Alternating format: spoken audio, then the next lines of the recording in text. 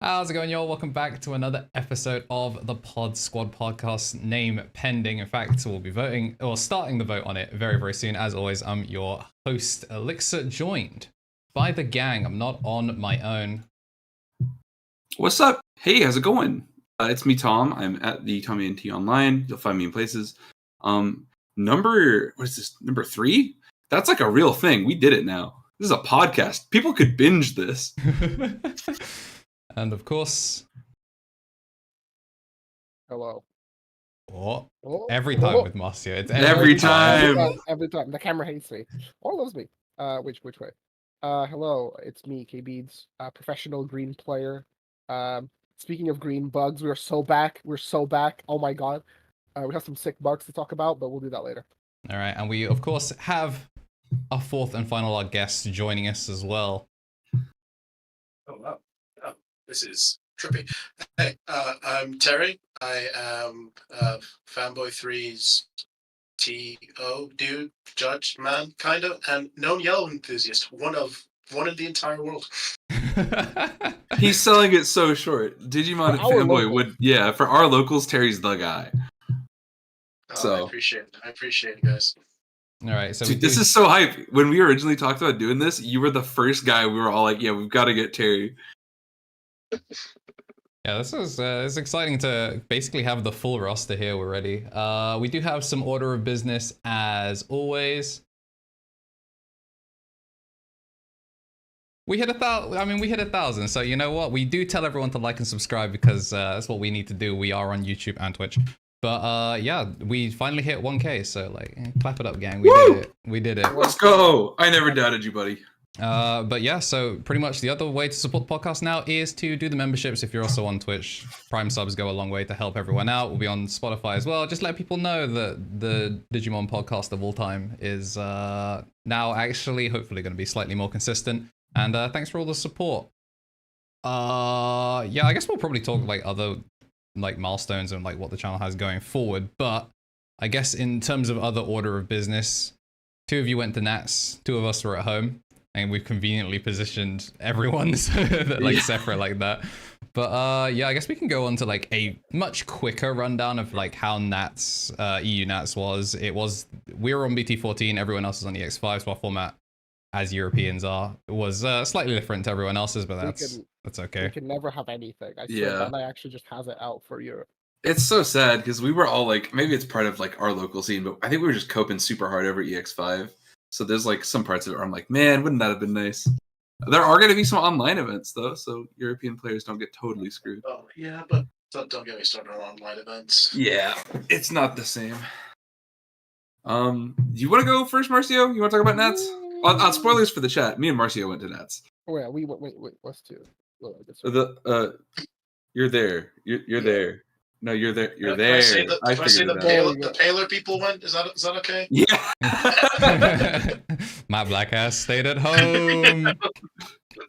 But yeah, I guess I can go first. So, well, are we gonna talk about just about the run or the event? We can talk about. Do you want to do the event first? Yeah, I mean, jump in if you think of anything else. But like, the Hague was awesome. Yeah. I have never been to the Hague before. I've been to Amsterdam very briefly in passing, but we flew from Manchester to Amsterdam, like super chill. Got extra legroom. Shout outs to EasyJet. Actually, no, they kind of punked Brad. We'll talk about that later, I guess. Anyway, getting there was super great. The airport's awesome, but the whole thing that's really cool about Amsterdam is that the entire place is just so well connected. The Netherlands as a whole has like baller trains. So when we got there, we were like, okay, we can go anywhere. And then friends of the show, Johnny, Saf, and Derek were already there waiting for us in Amsterdam. So they were just like, hey, we're kicking it. We found a hobby store. Johnny was popping off because he found a place that sold some of the premium Bandai products that you couldn't get in the UK. So we were like, okay, we're going to play like a little game of cat and mouse to try to find those guys. Wait, we ended up going... Which Bandai product's not in... He got the... What are they called? It's basically the ST9 and ST10 like double box, except it came with like 3 exclusive alt arts for some option cards. 9 it was and like 10 Fly Bullet. Oh, it was Ragna and Jess as decks. That's... Yeah, and then the 12 and 13, right? Yeah. Is that 12? Oh, my bad. I think 9 and 10 is Gallantmon. Yeah, no, 9 and 10 is the DNA. It's Mastermon. DNA. Yeah. Oh, okay. But so Johnny managed to get his ults, was great. But we all met up in The Hague. The Hague's an awesome town. It's very easy to get around. But the event was in like this huge expo center. And like obviously it was more than just like Digimon going on, but it was like a big event hall. It was like, I would say, at least as large as the Liverpool regionals were. Anybody watching was there. And yeah, it was a pretty great time. I think it was what was the total? Like 512 attendees or something like that? Yeah, it was like 512. I think a few people got a few round one buys. But it was a pretty like well-sized event considering that it was like the climate of the 2023 season. In a format where you played for 2 weeks. Yeah, the format we played for 2 weeks. I think that was like the part that sucked the most was that like we spent so much time prepping for Liverpool that like we didn't have that much time to dedicate to like I mean I was cramming locals. I think at one point I went to I was going to four locals over in a week. In over 2 weeks. So a lot of my testing was basically just like less about I knew what would have probably been good for the event. It was more like trying to solidify a list because I took Bloom. I think, Bloom was like Bloom didn't do like particularly well at the event, but that was just because the abundance of Mirage, and Bloom has a really tough time versus Mirage unless you basically build to not lose to Mirage. I basically made a list that was I want to say my list was like a top 32 like topping list. It had the capabilities to top. I got a little bit unfortunate in my run, but I'll go through that overall. But yeah, the event in the meta was pretty diverse. Minus like once you get to like top 8, it felt like at least for the early rounds. Yeah, once you get to like the top 32, top 8, then it was a little bit more homogenized. There were definitely like a few standout decks that I don't think the UK meta sort of like prepared for. So like Yellow Hybrid kind of made a big splash for the event. There was like a lot of Yellow Hybrid, and we knew this from like the online events. Like Yellow Hybrid is a pretty popular deck when it comes to like the events where you have multiple countries coming in. But for like the UK meta, you don't see that much Yellow Hybrid. We don't have a ton of good Yellow Hybrid pilots. More hard committing to SetCon in the UK. Or like if Terry is like, you know what, I want to do something fun and like play Kentaurus as opposed to. Whoa! Kentaurus is the best. What do you mean? We're just I'm not saying he isn't, but you choose not to play Yellow Hybrid because you fall asleep. Yes. Yeah, that's a little bit true. But So yeah. Yeah, the event was pretty well run. Like it didn't take that much time between the rounds. The stream I wasn't watching the stream, I was playing. Oh, we could talk about the stream later. Your boy got a game. Oh, that's cool. Yeah, I think like overall our group, we did get a few like 128s, but nothing like stand out. I think it was just the lack of time to prepare. Was Saf the highest with 64 bubbles? 60, yeah, like 64th was, or 68th even. And my understanding is it was Saf, Brad, and Harry. Yeah. So it was like 68th, 70th. Harry could have definitely like made it in. I think he just like mental boomed towards like the end of the day, but it happens. Yeah. But yeah, if you want me to do my run, I can quickly do that. So I took Blue Lord. What a surprise! I think the deck is like super powerful, but this is something that I always talk about. Blue Lord is that the deck is better when it's sort of like a rogue deck or a less like a deck that people don't think is like as viable because then people don't prepare for it or they don't tech in for it. It's very easy to tech in for Bloom, and if the meta overall goes wide, then like Bloom gets collateraled, and unless you build your deck in a way where like you have the ability to kind of like never get off the board. So for example, by playing the Mimi, if you try to play towards the versions of the deck that like want to win on their tempo turn, like when you think of like a Bloom combo that like takes like whatever 5 minutes and there's like double Bloom or 17 million checks, all of that, those types of builds tend to lose a lot harder to things like DefX, which was like pretty common for the event, and I knew it was going to be common. Whereas like I tried to build a more conservative list, a list that was more like to be fair, I built my list to beat Luga, and I played exactly against one Luga, and I beat my matchup round 1, and then I never saw Lugamon again. And so then I played, I think, 2 or 3 Mirages, and my list was kind of like a 50-50 versus that deck. So I basically played Luga round 1, so I was undefeated going into round 3. I beat Luga. I think I have it in my notes. Give me 1 second. I beat Luga, then it was, I believe, Shine. After Shine, it was what was it after Shine? I remember. Oh no, that's my shopping list.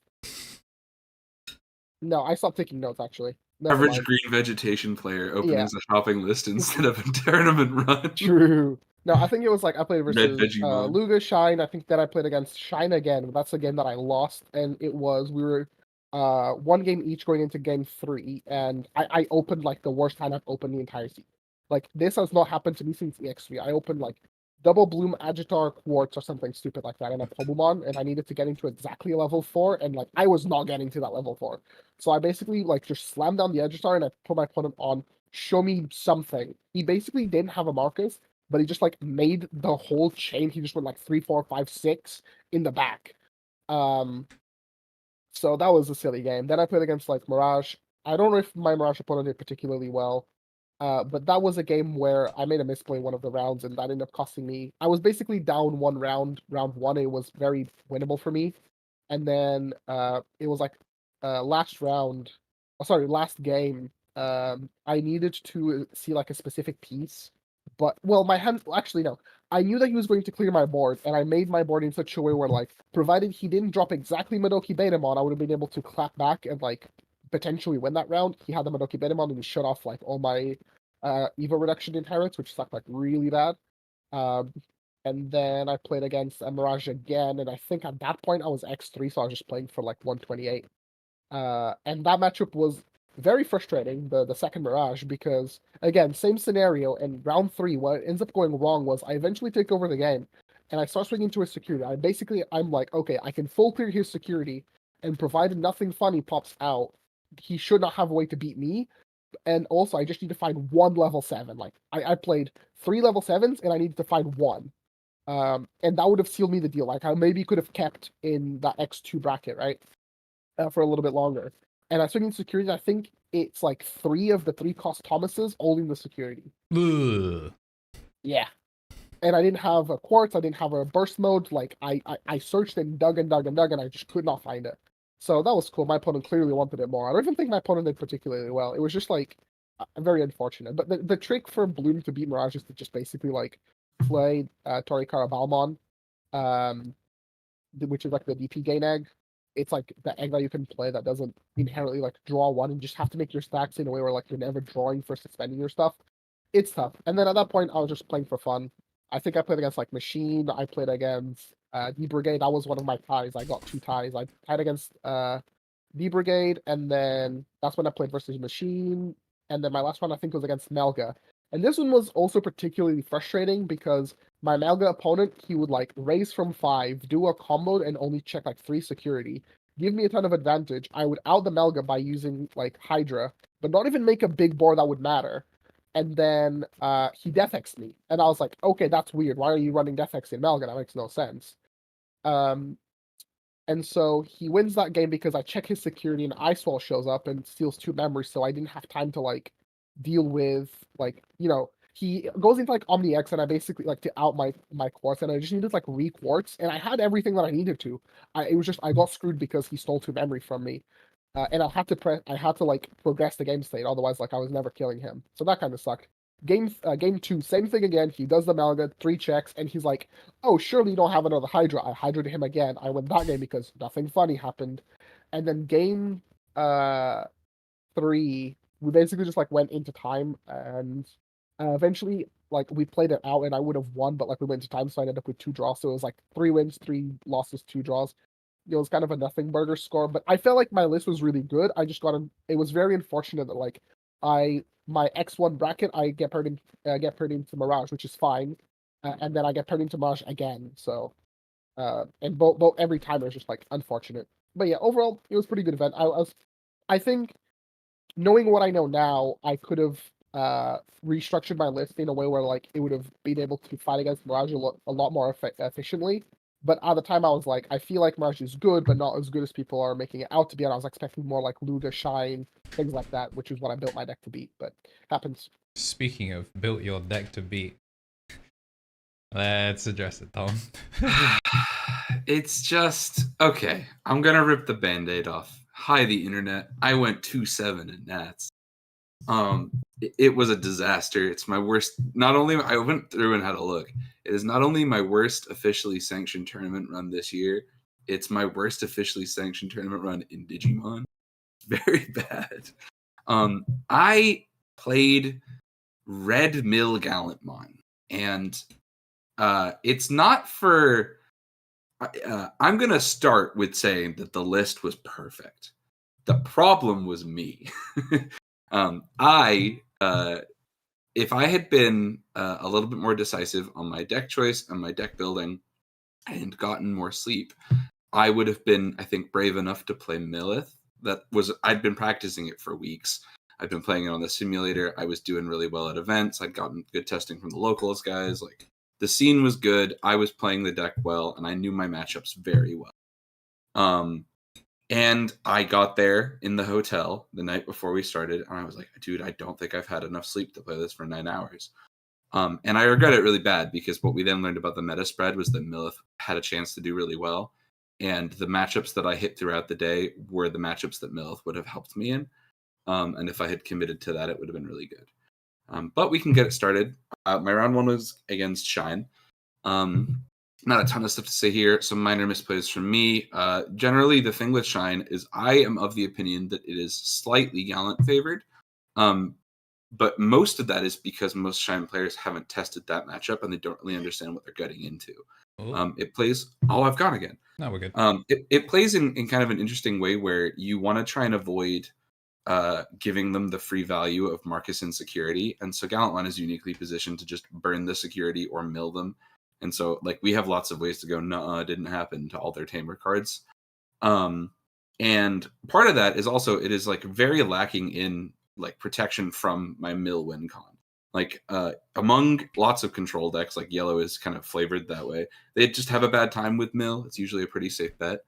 But the big thing for Shine is that, like, you actually have to hit the Tamers to kill their momentum, and then you have to kill the enablers for the ones that they found.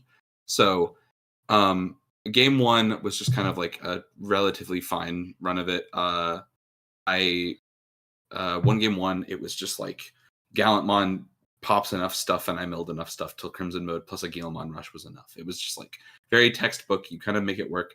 And it was kind of the beginning of my observation on the day that just trainings are disastrous for this card game. But we'll talk about that later, when we talk about the ban list. I lost. I then got reverse swept to 2 out of my opponent. Game 2 was kind of a non-game. No rookies, no level 4s. And it turns out you can't actually slam 2 War Growlmons in a row. You do die after that second one. That is a life lesson. You're supposed to work those out. And then game 3, I lost to like a really heartbreaking chain of events where it's just like I had to mill him out of Agumons. And he had nothing in the back, and he was about to face an off turn where I was going to burn him for game. And I'd milled and I'd milled and I'd milled. And his last card he had like 2 cards left in the deck, and his second to last card was the final Agumon he needed to make the Marcus a thing per game. So it's kind of an unfortunate run. That's how it goes sometimes. I've been keeping track of how many I'd seen, so it's just you play around what you can. But my opponent was super cool. Fun game one. It's an interesting matchup generally, in my opinion. They sometimes high roll you, but like in that kind of deck, like they're Gallantmon, if you steal the right cards from the other friendly mill archetypes, you kind of get to do unfair things to Shine. Rival's Barrage just kind of folds that deck. Like, nice Marcus swing, anyway, kill your Shine Greymon, thank you. So it's been pretty effective. And then on the off chance they ruin mode, you can actually just pay for it a mill with that Guilmon, which is really good. Like, people don't really recognize how strong that is. Then my round 2 was into Bloom. Really good game 1. I won that one. I've practiced the Bloom matchup till the cows come home. And I think a lot of people... I was on... shout out to TommyNT, very solid homie and good testing partner. We really had a heart-to-heart the other week about like Guilmon eggs. And just the DP Gigimon just came up over and over again. So much, in fact, that I was on Guilmon X's as well. A lot of my list came from... the Twitter handle is Array Cars Omit. Shoutouts to them on Twitter. DM'd a couple questions, talked a little bit, and learned a lot from their lists. But a lot of the things I've been going through is Gallantmon has a really great niche in 15 because it has just enough tools to answer some really annoying decks like Apocalypse or kind of like Anubis.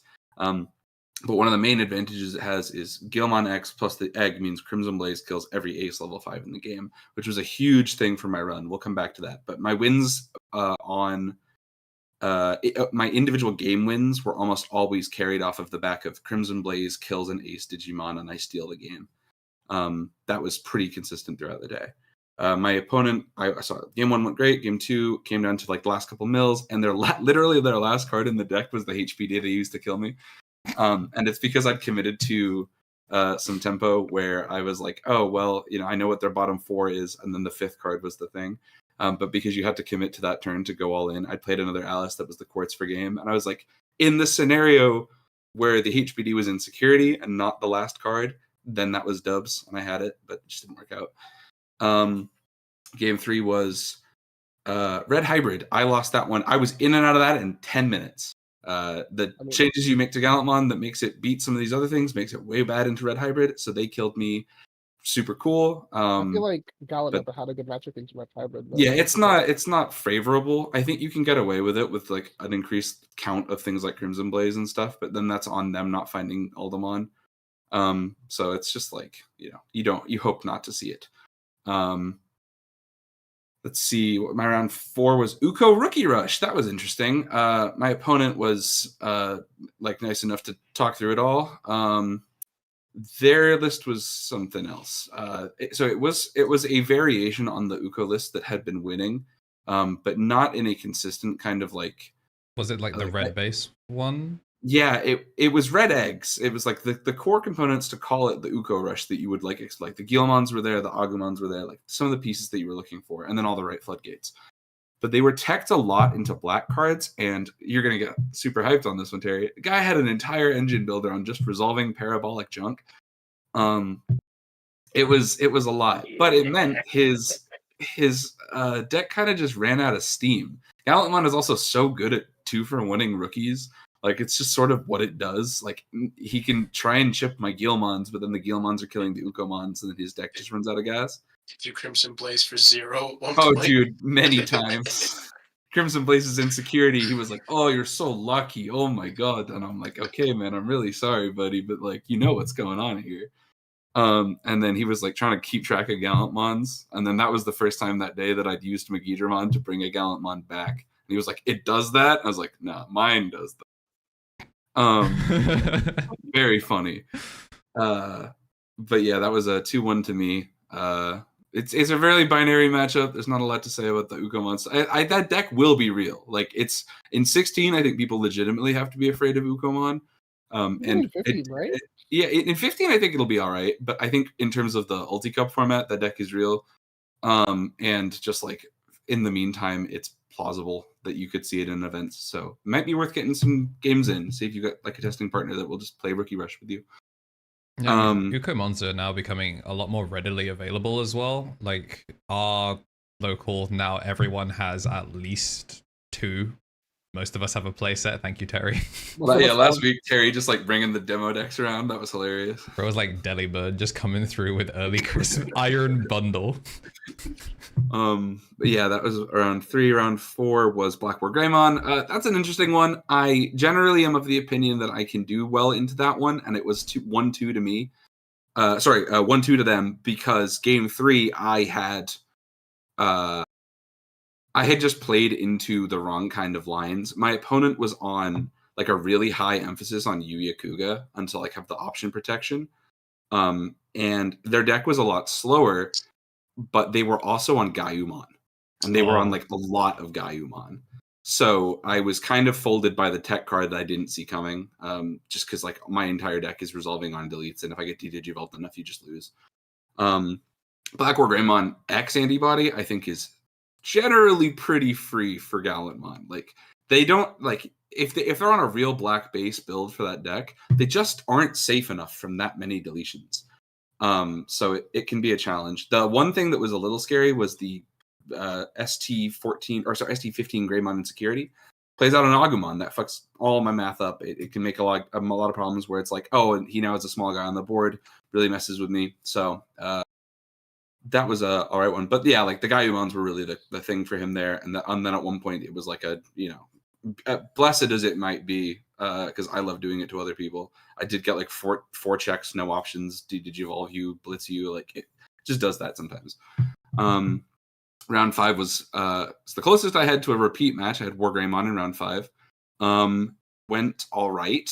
The Wargreymon matchup is interesting because they are a lot safer from you, and then because of BT14 Wargreymon, they have a lot better of like a clapback, but only if they don't get milled. So I won that one because I milled them. I generally am of the opinion, you'll see this a lot with Millith players, they'll say that like the OTK matchups aren't as doomed as you think they would be. You're a lot worse into aggro, but like actual OTK is just either too slow or too piece dependent, and you can choose to get up in their face and really aggressively mill, and that can kill them. So if they run out of level 6s, that's the game, which was very fortunate for me. Round 7 was my game on stream. That was against Millith, and so this is the funny part. I'll put the VOD in the comments on YouTube or something later. We found it on Twitch the other day. There were a couple things. I had never played on stream for a Digimon event. This was a really fun one. So thanks to the Raid and Trade team for answering all our questions and being really nice. And then a couple of the judge staff. We didn't mention this at the top, but the head judge at BT14 Nats. Oh, no, you don't have to do this, actually. Dear. It's okay. You're credited under a completely different name. Yeah, they didn't change the names for like 3 rounds. Yeah, it made it really hard to find this. I actually wasn't sure if this was the right. And then you found the sleeves. Well, I mean, that gave it away. Yeah. So for the audio listeners, Andrew has pulled up my loss on stream. This is an interesting matchup. Gallantmon into Millith represents a deck where, as my opponent puts it, neither of us get to do what they want, and as I put it, we both get to do what we want. And I guess glass half full, glass half empty kind of deal. Got a little bit of flame from the homie Jambo later. He was like, "What do you mean? How'd you lose that? You just build Crimson mode as Rising." I was like, "Bro, he mills the Crimson modes. I have to find them later." So it was an interesting matchup. My opponent played really well. They were also super nervous playing on stream. And then there's a point in this match where I get a judge warning because I accidentally get a card that I like knock another one off the top of my deck when I draw for turn. We were lucky enough that my judge was like, "Hey, it got knocked over face down. Just be careful." But yeah, it was a weird, we were kind of in the corner of the event hall. It was like an interesting one. And my opponent said to me afterwards that they hadn't played against anybody who had been playing Mill. So I was like, oh, I know his ratios, except he was on an older build than a lot of them are like meta ones. And I think the thing that won him the game is he was on Death Slingers. Most of the Mill lists that had been winning in 14 had started to cut that card. But obviously in this matchup in particular, they kind of cook Gallantmon if you're holding Death Slinger. If I mill your Death Slingers on my turn, I lose the game generally is how that goes. There's a really cool highlight in this match. It's the thing I'm happiest about was that there's a really dope point where you guys get to watch Megidramon resolve and fully stuff the combo. It was really dope. He popped a Megi, and then by making his own Digimon too big, he killed his Lilithlon from the Gallantmon float, and it was like a huge tempo swing. So very funny deck. The list I think was genuinely, if you were to play Gallantmon at this event, I would play this 50. I don't know. There's no deck profile that you make for a 2-7 run, but Tom. The content. The on-stream Gallantmon. I lost, by the way. But yeah, it was my opponent was really nice, but I wanted to say thanks because the judge staff were super great. This was like one of those ones where like Raid and Trade really came through. I know a lot of people said there were viewing issues. I did want to highlight that the VOD has a couple things where it's like, I'm willing to be sympathetic to content creation. It's difficult work, and getting this stuff live on the day is challenging. But there were some like things where it's like cards getting called the wrong names, not really sure how things are resolving. And I was like, if only they could have, asked some casters to, I guess that's where like me and Terry come in, because like we were at home, we did not go. My services are like, they're not okay. They can be cheap for Digimon. I love Digimon. Hire me for events. I guess like we were saying it on the day. We don't know if we're just spoiled by like good production, because like we obviously are part of one of the more, I guess, videoed scenes in the UK. Yeah, and also, I mean, we're just coming off the regional. Well, I mean, OPE didn't stream us this time, but they generally have a really solid stream for other games. Digimon last year when Saf won was pretty sick. Like they do a good job, and their production Last year, pretty my nice. brother, that was June. That was this June. What? That was Yeah, June. Hey, yo. Now think of it this way, right? I went to the last European champion thing at the start of this year, and that keeps throwing me off every time. Yeah, it was about 150 days ago when Saf won. But yeah, obviously, a lot of love to the shout out to OPE. Shout out to Adam, who was there. He was our head judge. I think I've already said that. But Adam is infamously head judge for a lot of OPE events throughout the UK's events. So if you're a UK scene homie, you'll probably seen him around. Good dude. I left my deck at the table between rounds. Judges took it up to the front so you didn't lose your life-saving worth of Alphamon cards. See, it was a great run event. If I say nothing of my play in this event, it's because everything else about it was genuinely very nice. Mm-hmm. But yeah, that was Millith. Shout out to my opponent. I don't believe his name was Milan. But nice guy. You know who you are, Milan. Lots of love from Alessandro. Yeah, it was weird as well that it was it must have gotten late. Let me go to something slightly more favorable. No, they were commentating from the same time zone as us. Yeah. Oh, okay. Roughly, anyway. Yeah, I mean, I guess it's nighttime, but still, that round I can say was about 5 p.m. So 5 p.m. in Germany, I'll give you. But yeah, I mean, I've done remote broadcasts as well, so I can speak as an actual memes aside professional. I have done broadcasts like this, and there were ways to make this look better. Obviously, doing remote stuff, not everyone has the same kind of remote setup. But I also didn't see applications for doing this go live. So they clearly picked these people and did not I even do a vet, a quality vet at all. You can tell that I guess maybe the stream has gone down or something, so they've lost their positions on Discord. That would definitely never happen to us during a podcast. Never. Absolutely no. Not twice in 1 minute. But they did an okay job. It's just for a regional of this size, the biggest European event of the year. Yeah. And also one of the only ones in this format, you want it to look good. And it's just one of those things where it feels like it was either last minute or just not as well thought out as it could be. I imagine it might have been last minute. I'll give them kudos to this because the one I went to earlier in the year wasn't streamed at all. At least I don't believe it was.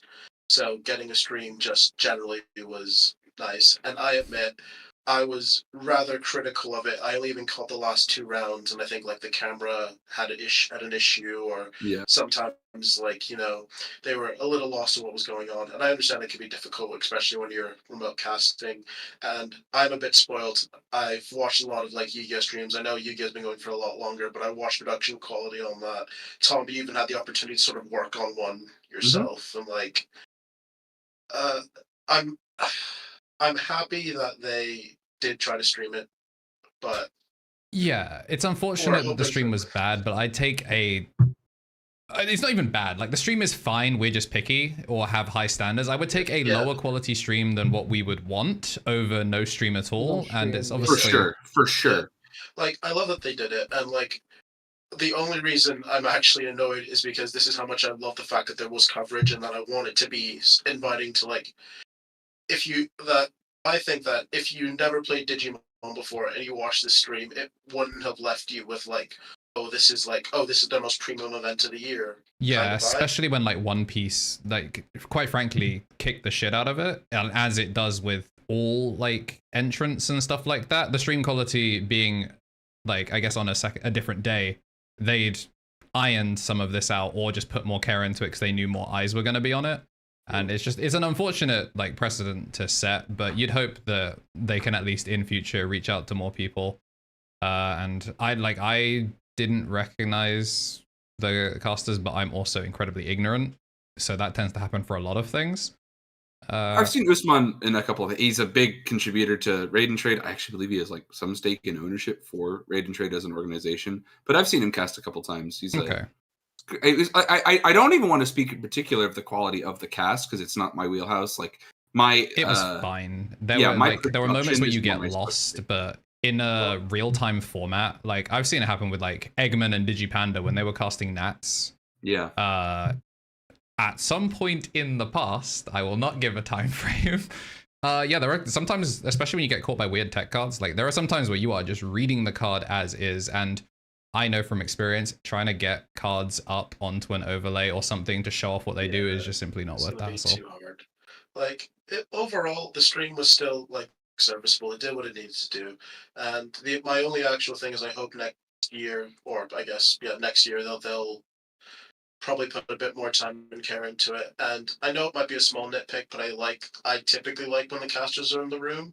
It just makes me feel, I don't know, like they're in the action, like they're with everyone there. It just feels nicer. But I understand sometimes constraints can be constraints. Yeah, it's nice as well. Sometimes you can hear the venue. Like the One Piece guys are so loud that you can like. They're also never using like studio mics whenever they do this, so you can hear like even with EQ when the crowd gets loud in the venue, you can feel like the rumbling, which is really cool.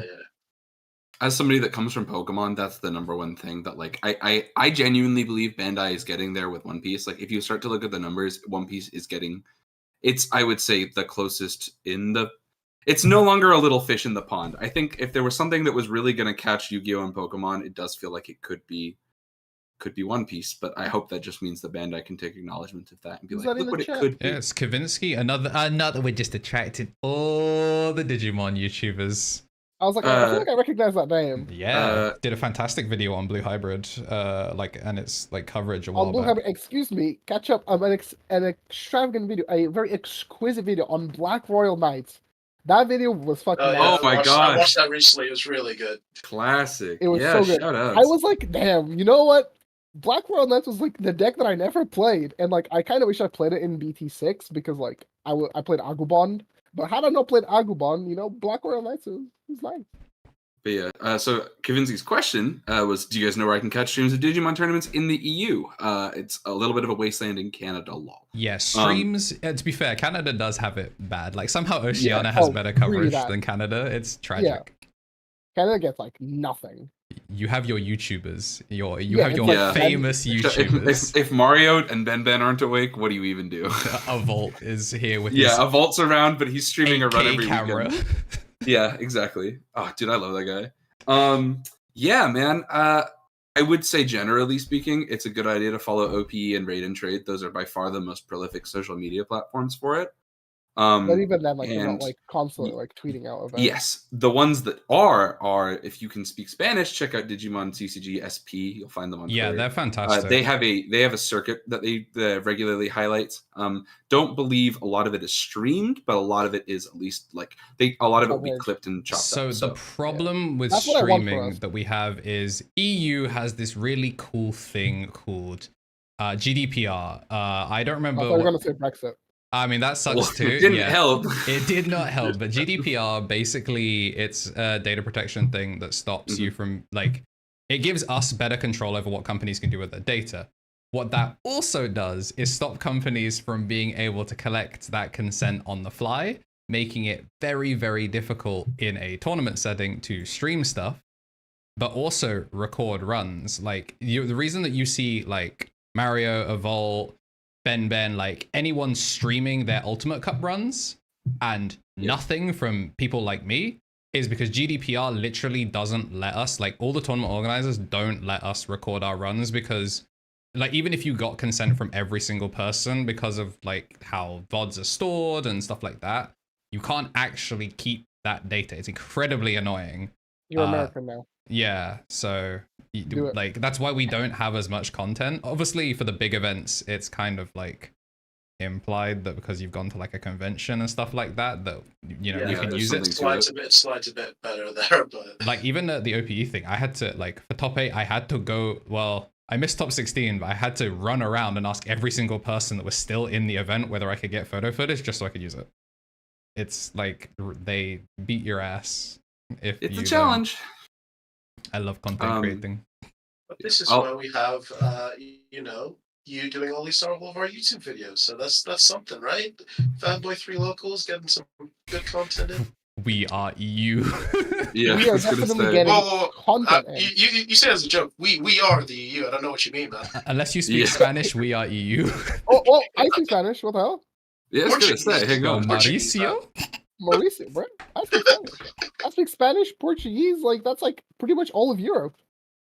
Yeah, dude. There's no bro, French the and Italians are German gonna left come there. for you Yeah. now. Peninsula America suite. Okay. Look, France. How much they're too busy Spanish winning and all their fighting Portuguese did you games. help us with? Yeah, how much Spanish and Portuguese did you help us with in the Hague, Iberian KBeeDS? Peninsula suite. That's all I have to say. All right, bro. All right. We produce the best players. Sometimes. Sure. And I'll do my last 2 rounds really quick because they were kind of nothing burgers. I had Blue Flare round 8. Blue Flare kind of smokes you. It's just a bad matchup for Gallantmon because you don't have a blocker. There's just no defensive line. Ace cards will save me one day, but for right now, it's Metal Greymon Beatdown, and you can't really out that. You kind of just have to mill their tamers. And then the thing that deck now has is because it gets to steal from Skull Greymon, they'll just Digicross from the trash. So it's not awesome, and you don't love it. Another Ich bin Alphamon Spieler. Then there's also my last round was Fenrir. Okay, we could talk about a last thing. The Megidramon. I was playing 2 of BT5 Megidramon. The level 6s, I won't do the whole thing. I was playing 3 BT13 Gallantmon, 2 BT12 Gallantmon, 2 Megidramon. I should have just chopped out the BT12 Gallantmons. They did absolutely sweet FA on the day. 4 BT13 Gallantmons and 3 Megidramons would have been a magic number. But here's what's up with Megidramon. That card cooks Fenrir. They don't get it. You can mill them too much. They're like, oh, you're helping me throw their cards. You sit down from them and you resolve your first thing, and they see a Rival's Barrage or they see an Alice or whatever, and they go, oh, you're gonna help me. And then 5 turns later, they go, oh my god, stop, please, I need these cards. I can only get so many AGs back. So you go through all this stuff with them, and it's a very funny matchup.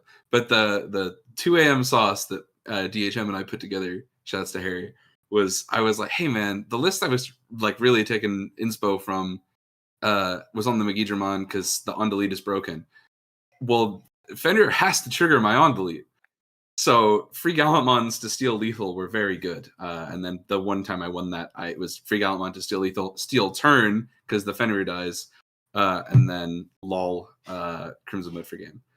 So very good time. Let's see. That was my last round. That was the only Fenrir I played for the whole format. I checked for Fenrir and just didn't see one. That's my thing. I think people, ironically, like kind of pussied out of Fenrir. I think like on paper, Fenrir is a very, very good deck, but I think like even as an OTK deck, people kind of like if you didn't find the trenches of BT9, like yeah, you know, like playing an OTK deck, it's very different because like so much of it is like you have to be stone cold about knowing when to go, and if you don't like, if you get nervous, like I have to promote, and it was a bad call, you lose the game. You lose the game, and also like it's a deck that has like no protection.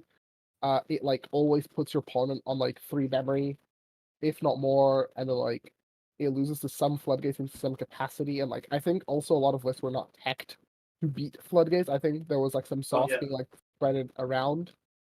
Yeah, people were just like, most people I played of like even on like the simulators and stuff, you play one floodgate, they're like, I'm just like, my guy, surely you have to realize that. Okay, if your only option is hard slam Helloogamon, man, like we really need to figure this out. Yeah, it's the thing. It's like the deck does have the flexibility. Like you can play the Growlmon, like the EX3 Growlmon that's just like on Evo, like pop a 3K or less. Good card. It makes your lines a bit more awkward, but like the option is there, and I think people like just did not account for it. Especially when you're slamming Fasco sometimes early just to put up a blocker to take chip off, because lol, if my blocker dies, it will come back literally the next turn. You might as well, if you're recognizing that you're not going to block something, just kill it straight away. Yeah, it's also that like the deck's consistency is a little bit weird, where like the lists that were doing better were playing less like Drachmons, because like that card on paper it's like, whoa, it's my deck's like premier searcher, but then like the card itself is not any of the types that you want. Bro, I don't care. That is the second best rookie in the deck. It depends who you ask. Like I've seen a lot of lists and just like don't play it because like it's not a Dark Animal or SOC so you can't bring it back. So it's like, yes, it's a searcher, but it only like sets you up. Bro, I don't care about any of that. I hate that thing is I messed up my discard earlier, but it's okay because we just course correct. It is the easiest. Okay, training wheel. All right, Andrew, training wheels. Let's go. Like dead ass. It is like putting the fucking the bumpers up when you're bowling. It's like I fucked my spare. It's okay though, because I'm woo. Yeah, it's also that like that's one thing with Fenrir. I think it's like why there was like the people that took it to event clearly had been playing the deck for a long time, and like the environment that Fenrir was around for in BT14 Japan was not the same as our BT14 environment because of the banlist implications. And yeah, Fenrir existed to beat the snot out of Mirage in Japan. Like it was a really favorable matchup. And also Shine, because like if you're trading boosts for boosts and whatever for whatever, like you are more likely to kill them than they are to kill you. Like they need to find like double Marcus, and even then that's not always like, you know, like that doesn't always get them there, and they need time to like set up, and like they're doing lots of passive plays. Yeah. Whereas like the other meta factor in JPBT14 was that they received LM1 cards in that format. So they had like the weird Bloom Revival came through then, and then Fenrir was the definitively best Death X1 deck. Yeah. So it was kind of like just it had everything going for it then. I think it was just like the deck that never was for our format, and people are gonna look into like our Nats because it's like the only big event for BT14, and they're gonna be like, oh, you know, Fenrir wasn't all of that. I don't think that's the case. I think Fenrir is very much like a top 3 deck. It was just people didn't have enough time to test the deck, didn't refine the deck enough, and it was a different format that didn't account for. Also, purple is hard. Like, as far as OTGs go, purple, like, I always joke about it, like, purple is I mean, unless they make it incredibly overtuned, shout out to Pulsemon, like, it is the least winning, and except yellow, because for its crimes several formats ago. Yeah. Like if you appear on Flame Hell Scythe, you have to struggle. Yeah. Cat selfie, bro.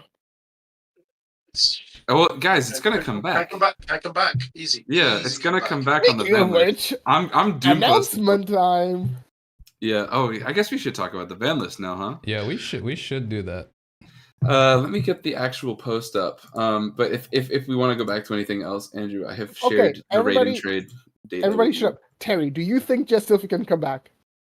Yeah, like the thing is, it's so all Jet Sylphie does is recover 1, right?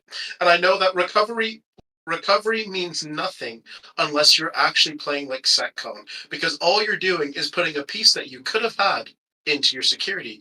Do you know what I've been playing all of today when I should have been working? Mitamamon, and Mitamamon has been sick. It's been fantastic. And you know why? Shredding your security, putting stuff back in. Harry, I see you. Jet Sylphies could come back easy. Look, easy. I don't see that. It costs 1, Terry. Yellow Hybrid was the second best converting deck in Nats this last weekend. It literally got second place because it turns out doesn't matter what they print, TK is the best yellow level 3. Yes, but that's because of the yellow pieces around it. Jet Sylphie the recovery one doesn't matter. The fact that I can Digivolve for 1 can, and every hybrid deck can do that. Like, arguably speaking, Beowulf is arguably better to me. Rihimon, even if it has to die, is better to me. Jet Sylphie recovery is the worst mechanic in yellow because it just doesn't do anything. See, I agree with that. You're an enlightened so individual. Based, by the way. Yeah, what the hell? But the average yellow Joe who's like, oh my god, dude, recovery +1, nom. Oh my god, but you see, here's the thing though. I watched a game where a guy recovered 10, and then he played against Fenrir, and that were all 10 were gone in that immediate turn because he had nothing in it. Like, recovery is an annoying mechanic, I'll give it that, but it's not really good. It's good for when you need to burn a security to do something. That's it. I think the other thing is that, like, because I'll give you that you're right that the Digivolving for 1 is the craziest part of those cards, but Red Hybrid is the hybrid deck with the most direct support. And did it make top 16? I know I just got the graphic up. It did. Yeah, there's 1 red hybrid in top 16 and 2 yellow hybrids in top 16. I don't know what to tell you. It turns out it's even better than red hybrid, even with 1. Did they play? Is Venusmon a thing? You have to add other games on top of that. So like this is the thing. Yellow has access to really good floodgates. Like looking at these lists the list right now, it's like I can this see is where like the Marcus stuff, though. Yeah, the Marcus stuff is pretty cool because it just gives you the Agumon gives you memory gain, the Ukamon will give you a bit more memory. Everything seems really efficient, but like the main thing as well is that no one ever plays well into Yellow Hybrid because what do? You go, I'll just kill you, and that's not gonna happen. Because when I hit triple like TK Kari and a tie in Kari, and I'm at 10 memory per turn, you're just not doing anything. Yep. Wait, this security ratio is demonic. Like, actually, what is this? Is this the second place one you're looking at? This is the second place one. Trident Gaia, bro. Yes, I believe this was. Broken. Yeah, Trident Gaia is fantastic, but I believe this was Harry's round 7. So, like, the list seems fine, but the thing is, people play into it because it's like things like things with like Setcon and Yellow Hybrid is people play against them similarly. Either that you wait going, I don't want to give you anything, but now that we have like the Magna Aces, or you have like more ways to gain memory and do things, like we don't need to be as passive. I can slowly chip away with you because I know you can't recover. Or you try to go in as aggro as you can. You hit, in this case, you hit like, I don't know, a Trident Gaia or a Crimson Blaze or a Lonky, and you hit like a TK, and immediately now the tempo is lost. I'm at 6 memory, I cleared your board, and all I need to go is hybrid. Yep. It's... The other thing is that Zephyrmon is actually like really, really cracked this format. Like increasing your DP the security is so important. Yeah. It's super important. Yeah, so like even then, like your level 6s become bombs in that sense as well. Like it really messes up OTK decks. In theory, doesn't this also mean that like you could go Sylphie over like Zori or whatever, boost your security to stupid amount, swing TK Kari, it's definitely gonna live, and it's just Magna Ace just chilling. Like even if you make it over the buff security, you're also getting shrunk on swing.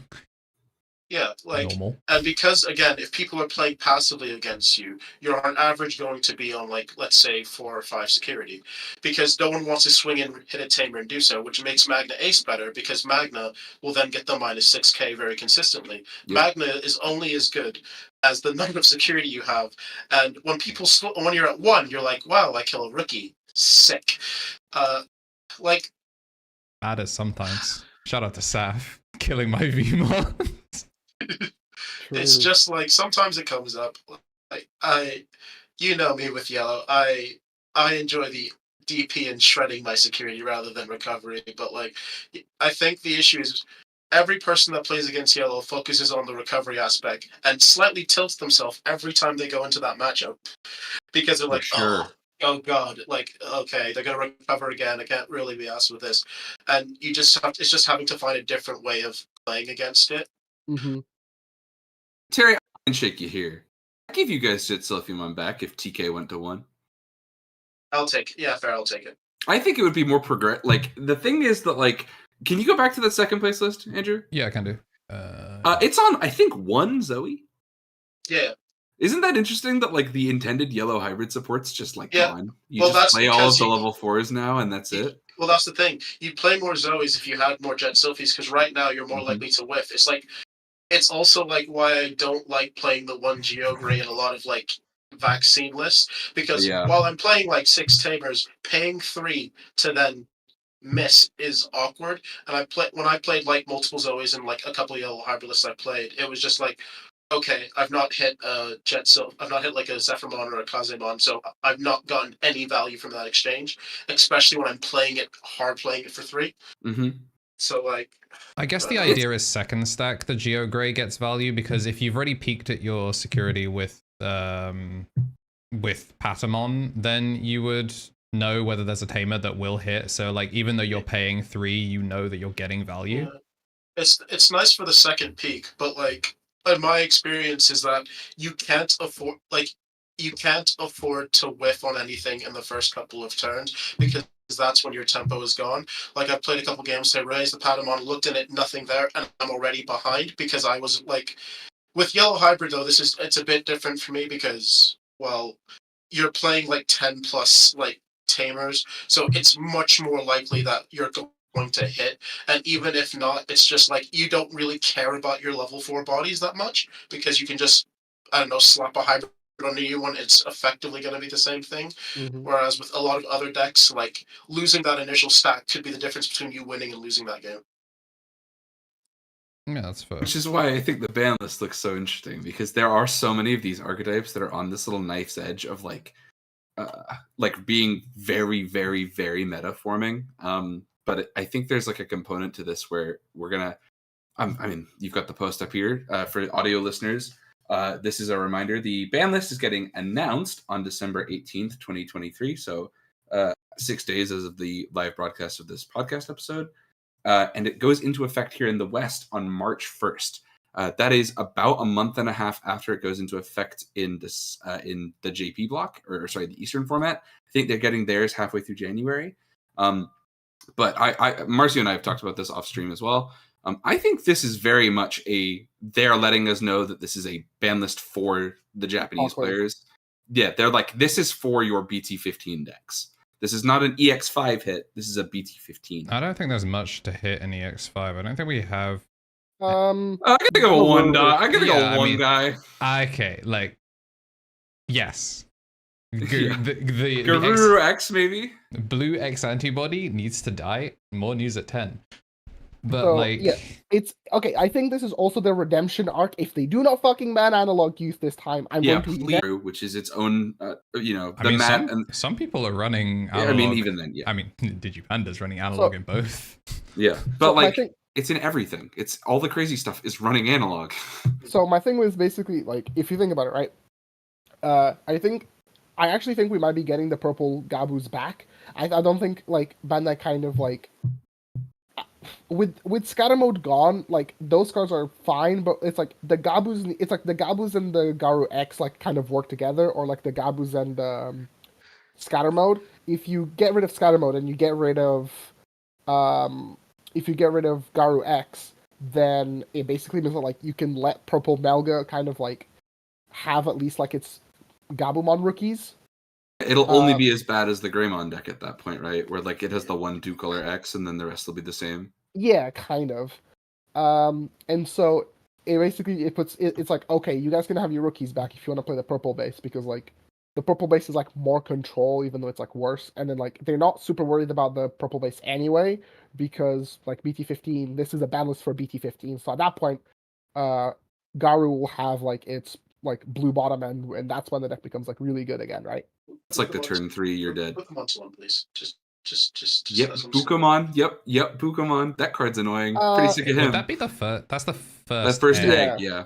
We've talked about this on a couple episodes, but like East has talked about like the interesting thing of like, would they just play the 1 digi egg? Does putting an egg to 1 even do anything if you know you're opening with it every game? How do you know you're opening with it if you're? You only play 1 digi egg. I need skill. Right? But like, it would matter, you know. I guess on an OTK it would be an deck, it would be an entirely ineffective hit against the Garu stuff. It would basically only hurt Gomamon or Armor. Look, man. I just don't look. Currently playing against any blue deck with like, especially when it's like Melga, where initially I had to go, maybe I have battle protection, but maybe I have to think a little. Now it's like, yes, we just go. We just go, right? I think the issue with Pokemon, like, if they don't hit it, whatever, it's fine. But it's like, I think I heard an argument, for similar thing, like, Balmon, allowing you to consistently do something at an egg level that normally should be reserved for, like, a 3 or above is really awkward. Like, with Balmon, just being able to, like, for example, just go, okay, you try something. Just Digivolve into it. You know what? It's also not once per turn. Just do it. Just do it again.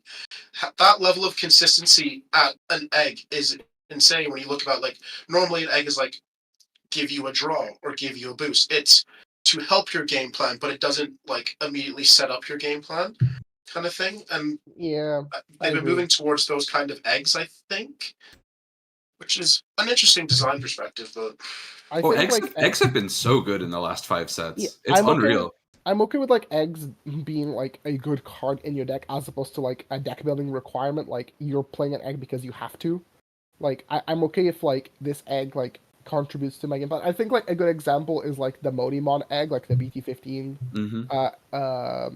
bug egg. Like, I think that is a very well designed egg, and as a result, they designed a lot of the support around that egg, right? Because like all of my bugs, usually when you think green, you think like cheap Evo 3 cost suspend piercing.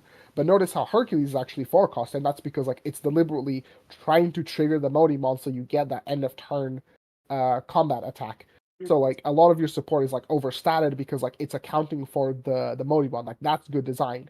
The problem with the Bukamon is that like they flip the Bukamon, and until they do like an extra action or two, you still don't know what deck you're playing against. And so like every blue deck, like I'm okay with like engines being good in a color. Like if a card is like a standout card, like an option, right? Let's say that I don't know, Shine was like the best deck, and every black deck plays Congo, which is like normal because that's an option that's a tech card, and that makes sense. But like when it's like as if like what's like a good example? Crimson like Blaze, dude. Crimson Blaze, ADP, and Hero. Imagine if like every black deck played Dorimon because like it was just like if Dorimon did something else, right? If Dorimon was literally like do anything. Yeah, you have no choice in that sense. It's like playing like it was like Wanyamon was the best egg for a while, but you still had like maybe for like I don't know if you're playing Fish, you're gonna play the other like Bukamon, sometimes Booper if you're playing Source Strip and stuff. Like they're objectively better choices, but with this one, it's like with Bukamon with just giving jamming, especially with the way how they worded it or decided how it is to work, is just like it is the ultimate like protection, and you feel like there's no choice but to play it. Like also giving rookies jamming makes like it's very, very broken, and it's like why some decks just get to be way more aggressive than they should ever be. It definitely accentuates winning the dice roll. Like if you're a blue deck, you have to go first. You just have to. Part of, I think, Terry kind of brought up the thing that I think a lot of people have criticized the Bukamon for, which is that the distinction in how they worded it and giving an empty board jamming. But like is clearly supposed to be Gomamon support. Like that's the thing they're doing there. But the particular quirk of the wording has meant that it is generic enough that other blue decks can use it. And then the thing that busted it was when Melga took it, because there are two ways to be the guy with the most cards in your sources. You either take them from somebody else or you just have more. And Melga has an X at every level. So they will always have more than every other card. Like that's just the strength of that archetype is that they had BT9. Mm-hmm. So the difference, like, and they have since given the Gomamon Stuff X antibody cards, but only at 3 and at 6. So they aren't going crazy with this. Like they're conscious of the fact that Gomamon needs to achieve that by stripping versus, the obvious thing, which is just make the most for 0 cost Evos. Yeah, I think this is also sort of it's basically like them, if they actually do end up hitting the Bukamon, it's them basically like acknowledging that like Melga's protection should be like its combat protection, and it has like a limited amount of jamming where like eventually like you will run out of like jamming, whereas like now the deck doesn't care because like it just swings and swings and swings. The battle protection is only there if they don't kill you, but for the most part they just have jamming, which not normal. I also saw in the chat somebody said, I wouldn't surprise you if green catches this straight. Okay, look. True. I've been saying it too, to be fair. I kind of expect it. Okay, we just don't talk about it. I'm so down to talk about the Nats performance, though. Before we started recording, I was talking about how Bloom Quartz won the tie qualifier, like first place out of, I think it's like 400 something people. That's my thing with green. It's like, okay, I could maybe see the argument if like, okay, so I don't actually know how good bugs are going to be. In my head, I'm like, bugs are good, but that's because I play bugs. I think playing versus bugs, it's pretty unfun because like I'm just bigger, immune, and I have redirection. The deck in BT15 went from I'm a less fair Machine Dramon to I'm a faster, more unfair Machine Dramon. So it's like machine can walk options off. Yeah, I mean, sure, I get to delete tamers. Like, for any tamers. So do they. No, they get, it's like 3 cost tamers. I get to delete, like, 4 cost tamers, Okay, sure. And, like, Sec +1, like, the new bug cards could maybe even bring Grandis back. That's how, like... Yeah, they are fantastic. We're getting there, okay? And that's sick. You know what will help with that? Bloomlord to 1. Sorry, Well, I don't think they would hit Bloom. If anything, they would hit Avatar. You know what? I don't think they. My thing is hitting. If they hit Bloom, I'm not saying that Bloom isn't necessarily a problem card. Maybe Agitar you can think of hitting, but the issue is that think of it this way: you've released Hydra, Rose, another Rose, and other things, and you know another Rose, and another Rose, and then you know what people are still playing for Bloom because it's your aggro, it's your extender, it's your. I agree. I fully agree. I want them to give me something else. Rosemon is close, but the problem with Rosemon is, but it's not Bloomborn. But that's the issue. No one is ever going to make the conscious choice to play Rose other than like, oh, you know, I'm going to be quirky one week. Or for it's actual a tech tournaments. card. Yeah, or to be fair, 15 Rosemon has some legitimate uses because of the Rosemon X stuff. Because that deck is just like, if you hate blue, you play Rosemon X. But my thing with Rose is that like Rose's game plan does not function. It's the problem that Green just has in general. Green needs the opponent to be on board for me to gain value out of my cards. Bloom didn't, and it looks like now Bugs might be the next green deck to like also not care. And obviously like Grandis, whenever there's like a green deck that doesn't care what the opponent deck does, then it's a good green deck. The moment that they're, you know, designing cards around like, whoa, if the opponent has a thing, I can suspend it and like burn one security. It's made them like when you're actually allowed to be proactive in your choices, it'll make the deck better, and that is fair. It's just that I feel that like maybe they just like they made that the identity of like effectively vegetation for a long period of time, and therefore it just means that like as long as Bloom does something, there's no better vegetation support you can do unless they decide to pick a Bloom X, which is just restand your Bloom again and then gain life support. What are you doing? Don't even bring that up, buddy. It'll like BT17 is like in a month. There's like a Bandai exec just chilling back in his chains, like, yo, Ooh. Actually, he's spitting. Call the boys in the lab. Terry's done it. And it's gonna say you get all of the effects of Bloom underneath, so it swings for 3 checks. Stop! They've done so many of those. They've done so many of those lately. Yeah, Bloom or you can. That's right. But yeah, it makes sense. But if they wanted to hit Bloom, like they wouldn't hit an SR in the first place. Like unless they start hitting SRs. But they need to start. Though. I don't think Bloom is the card that like they need to like. If they want to hit Mervamon. Every time that card is meta warping, it is because something degenerate is happening. They've never. They came out in BT10, and everyone was like, "This card is sick, dude." And I'm like, "Tell me 11. why." Was that 11? Sorry, Merva and Minerva.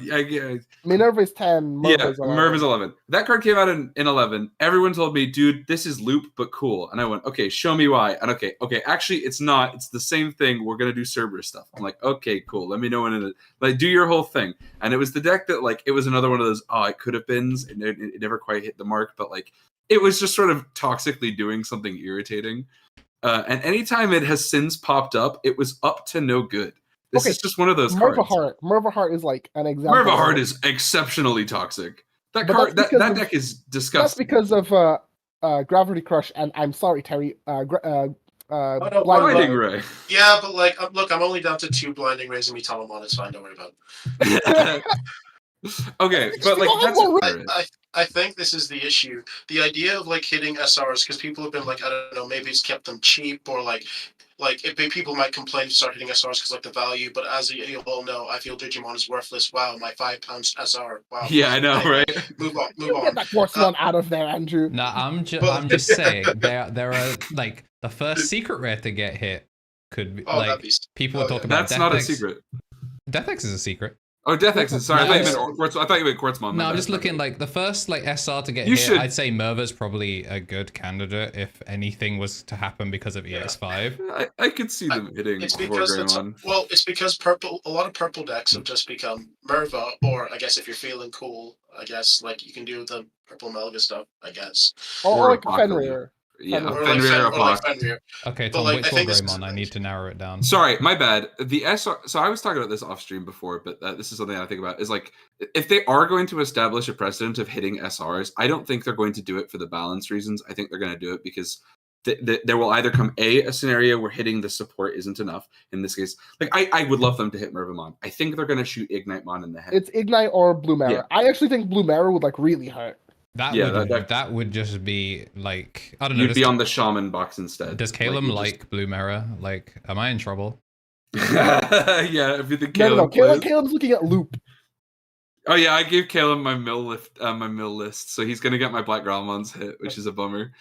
No, but okay, so I think they actually, if they were going to hit an SR or higher, I think it's because they genuinely don't foresee a way where hitting the support could fix the deck. Yeah, and then you're hitting yes. like the consistency and not like the power of the deck. Zenitsu put up a video this week about hitting Apocalypse. He's saying hit Apocalypse in Apocalypse. Let's save the Dark Masters because these cards are interesting. And I don't foresee that happening. But there are cases where it's like, I think the two scenarios are A, you have to hit the high rarity card because the card itself is too busted, or B, like the actual distinction is that they want you to play with something new. Yeah, and I think an Agitar ban would stop the Bloom Lords from being the best green top end because it stops them going wide as easily. It's not like free body doesn't go get wide. anything till BT16. That's the problem. That's the problem. It's like that's why the ban list goes into effect in March, buddy. But even then, bugs. It's like 15 bugs is like bugs. Okay, so we would actually get. This is really funny. No. This is really funny. Do you remember the green deck that never was? Yeah. I think about it every day. Shivamon. Shiva. And what was the thing? Shiva was really good against yellow and blue, and that was in BT8 set at the O2 set, right? Okay, yep. I'm connecting the red lines. Okay, I'm like, this is like the meme of like the dude. Yeah, like, Pepe Sylvia. Okay, so bugs. What the fuck is up with my camera? Why am I so pixelated? It's cool. Give it a minute. And that's the crazy vibes you're giving. It's the propaganda machine. Like Bandai's just like, DDoS him, get him out of here, go. Get him out. He figured it out, guys. It's the bugs. Okay. So basically, Hercules towards the end of 15, like the Insectoid deck had a niche that it beat the shit out of Apocalypse. Like it's actually not even funny how good Hercules is specifically at beating up Apocalypse, because you can just swing into their stuff, you have jamming with the Quagamon, you threaten the aces, and unironically, you play BT4 Chaosmon to just like raid into it, right? Yeah, there's nothing they can do. There's nothing that they can do. And that's the niche that bugs have. Now, if they hit Apocalypse, then bugs don't even have that niche, and there's like no good green deck. Like, what are you going to play? Leomon. It won events. Sure, it's really good. Sure, you can play Leomon, but Leomon is like, I don't know. Marcio, you're not a big Leomon guy, which is fine because it's weird that there's a green deck you don't mess with. But Leomon, it is legitimately good, dude. You expect me to play Flashy Boss Punch for 8 and be happy with it? It's cool. It's flashy and it's a boss punch. I don't want to pay 8. That's the least green thing ever. I want to pay 1. Then just slam the level 6. It's cool. I pay 1 for my cards, Tom. Oh, also they actually this is my literal, like, I'm being serious here. I think they thought there were a contingent of Bloom players that would pivot to Leopardmon. This is like an actual opinion that I hold. I think they genuinely believed Leopardmon and its like weird go wide antics would capture some of the Bloom players, but it didn't happen. And then Leopardmon stole the Devas, and they had to rework that mechanic. Like, sure, Leopard. I forgot about Leopard. Yeah, so I think of course that's just a deck. Yes, but that's what they want. That's what go wide decks are right now. Is it like D Brigade played Quartzmon for a weird bit? Remember, like go wide decks do that now.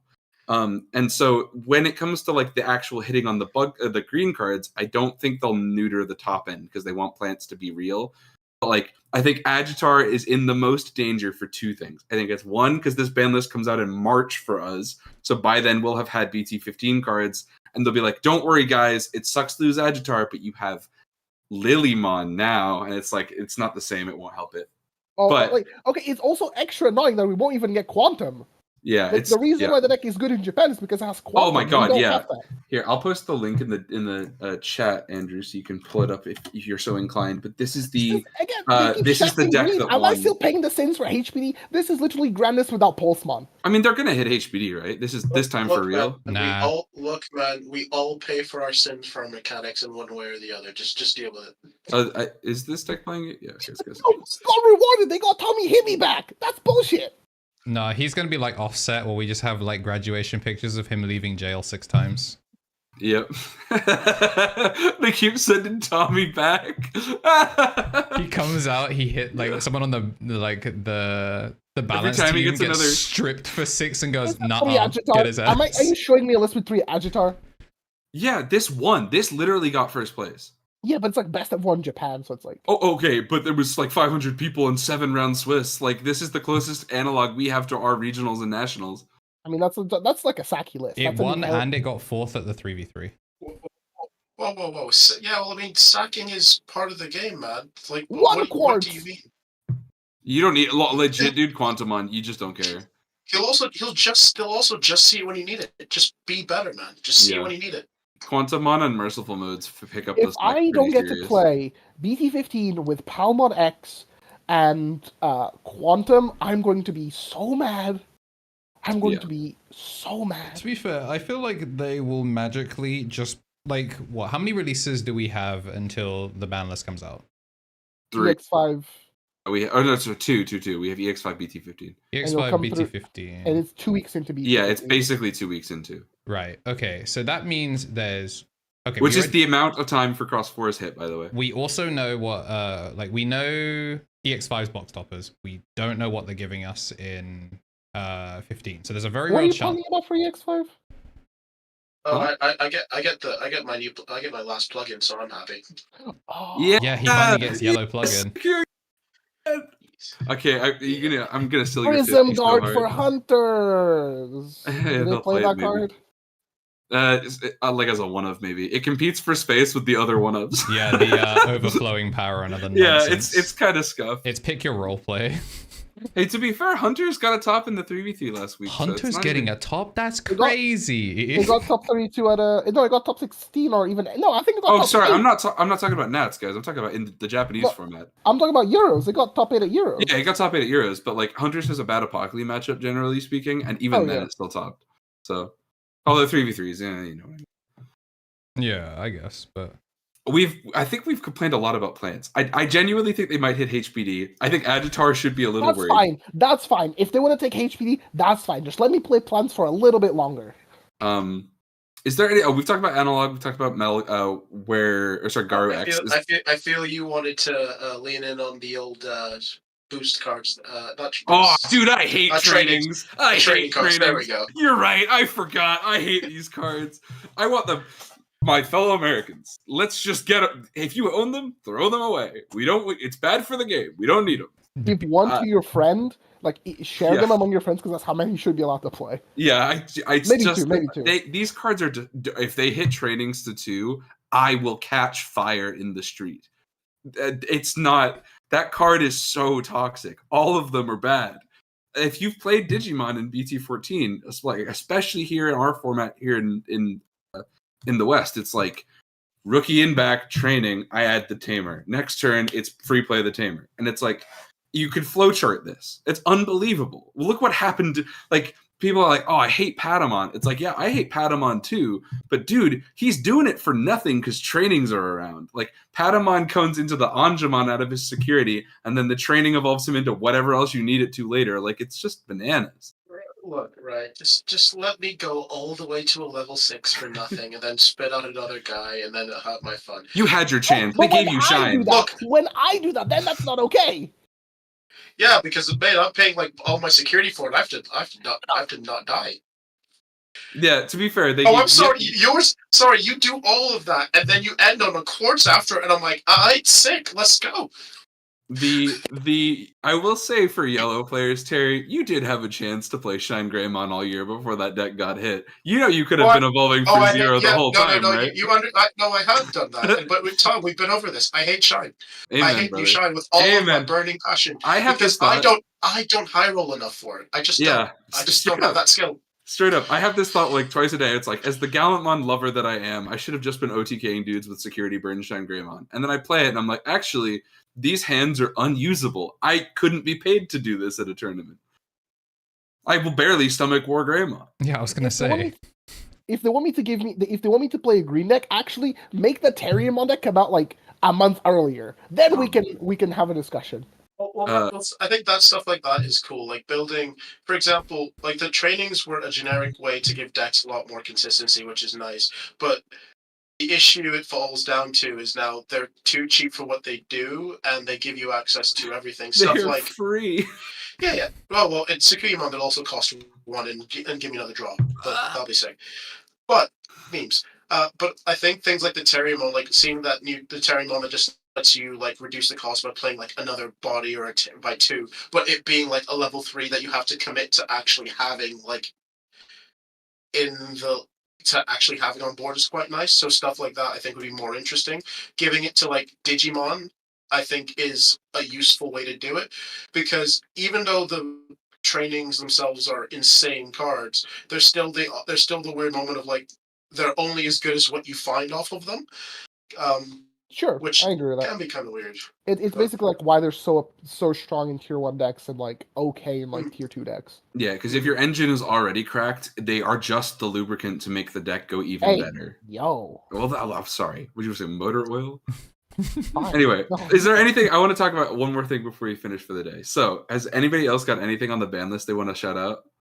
Are we obviously missing something? Hey, shout outs to the comments. You guys have been awesome watching live, but like, is there anything we're forgetting? It's just like totally no dumb moment.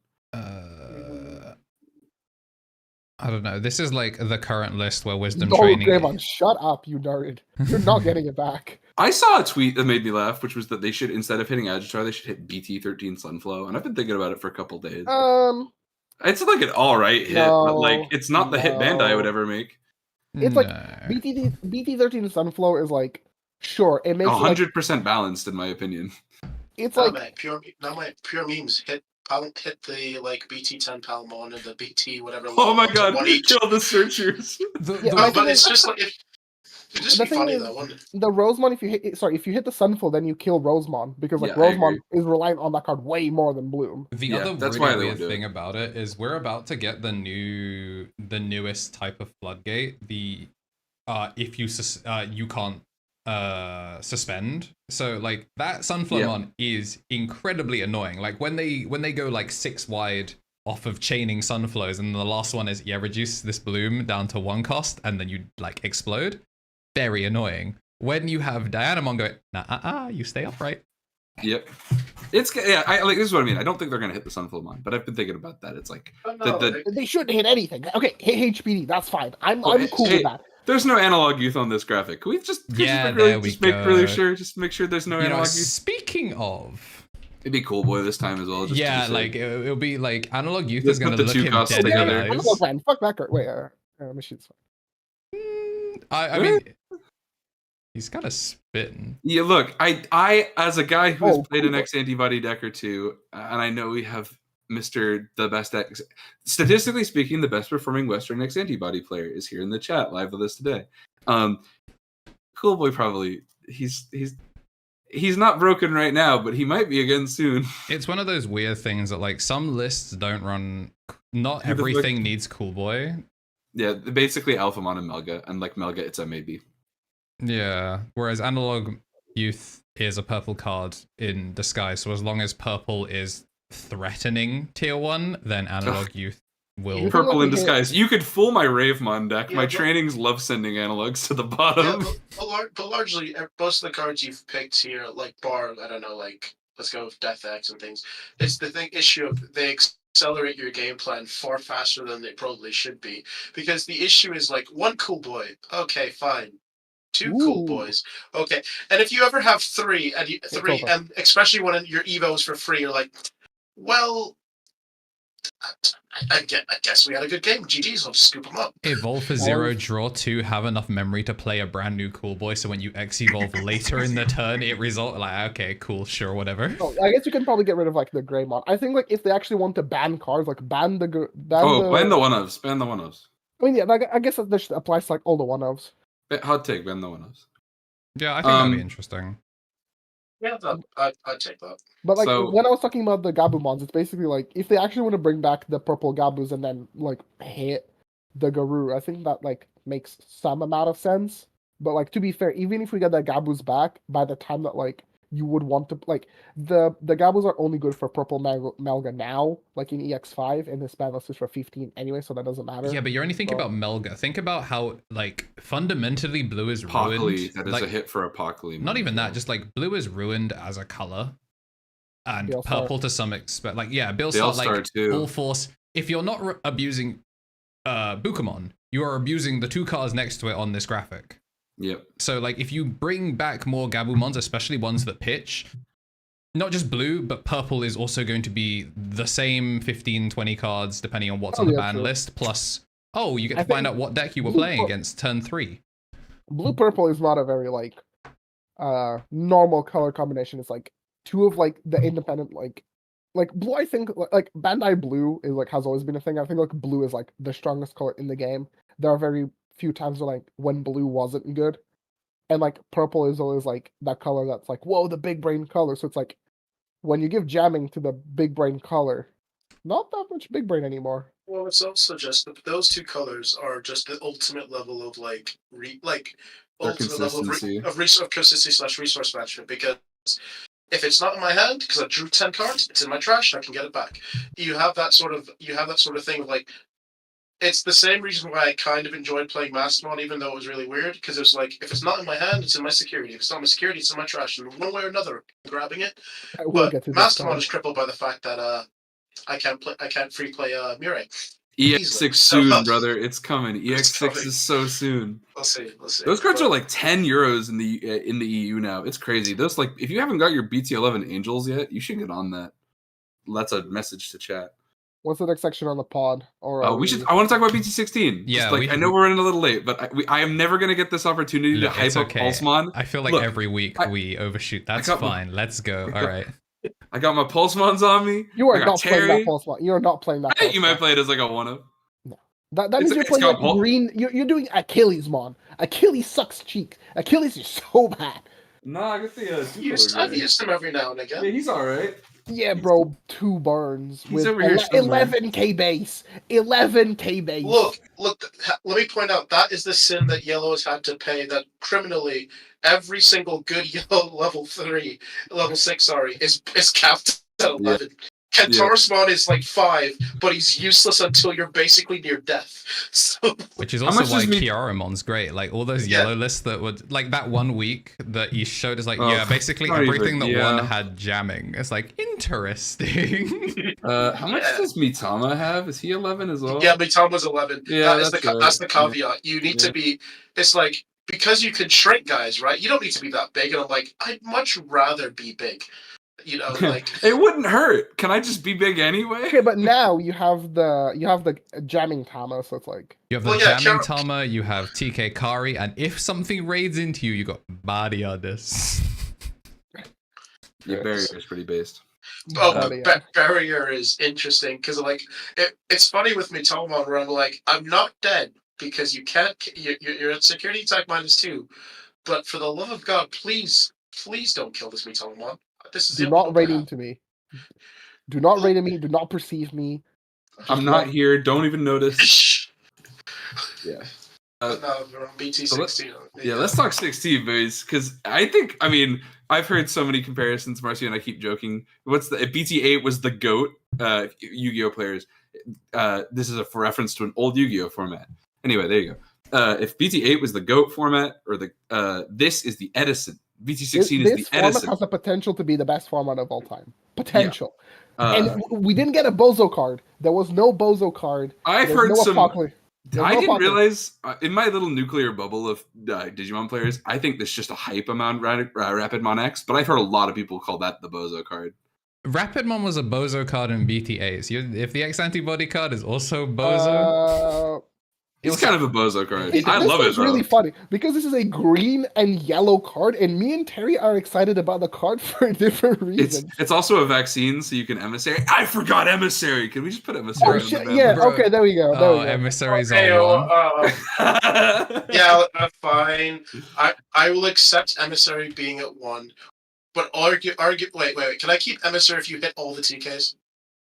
I only need 1 hit. If the TK goes, I'll give you back. Oh no, because, like, to be fair, I've actually used it a lot in, like, again, Mitamamon/KnTeLixar, because you could still just digivolve and not put something back if you don't have a TK. So you're just lowering your security to the perfect 3 value. It's great. So look, I love it.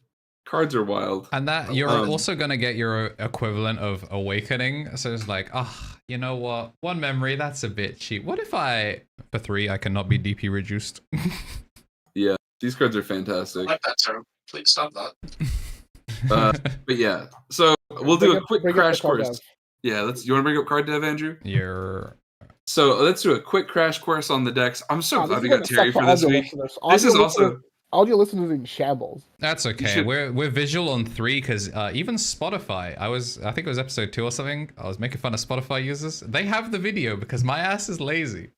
I did not extract. Splendid. When I downloaded the VOD, I didn't then run it through to then strip it down to audio. I just uploaded the thing. I didn't know Spotify had video players, so yes, it does. shout out to all the people watching on Spotify.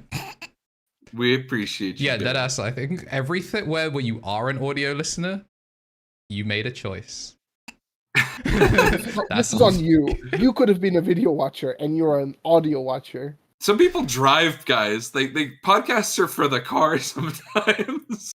Okay, well. All right, yeah. Let's do a quick crash course on BT16. Damn, right after the car pun, huh?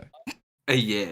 I'm stoked because this is the set that I wanted to talk about with Terry. It has, if you guys don't know, Terry hasn't mentioned he's a Yellowmon guy. Yellow Digimon guy. But he is also the dude that taught me Sylphimon and my Pulsemon co-coper. So it couldn't have been made better. I'm elated. Just like a quick crash course. Essentially, there are Sylphimon support cards in this set, Imperial Dramon support cards in this set, Shakumon support cards in this set, Bug card supports in this set, some X antibody / SOC support, depending on how you look at it.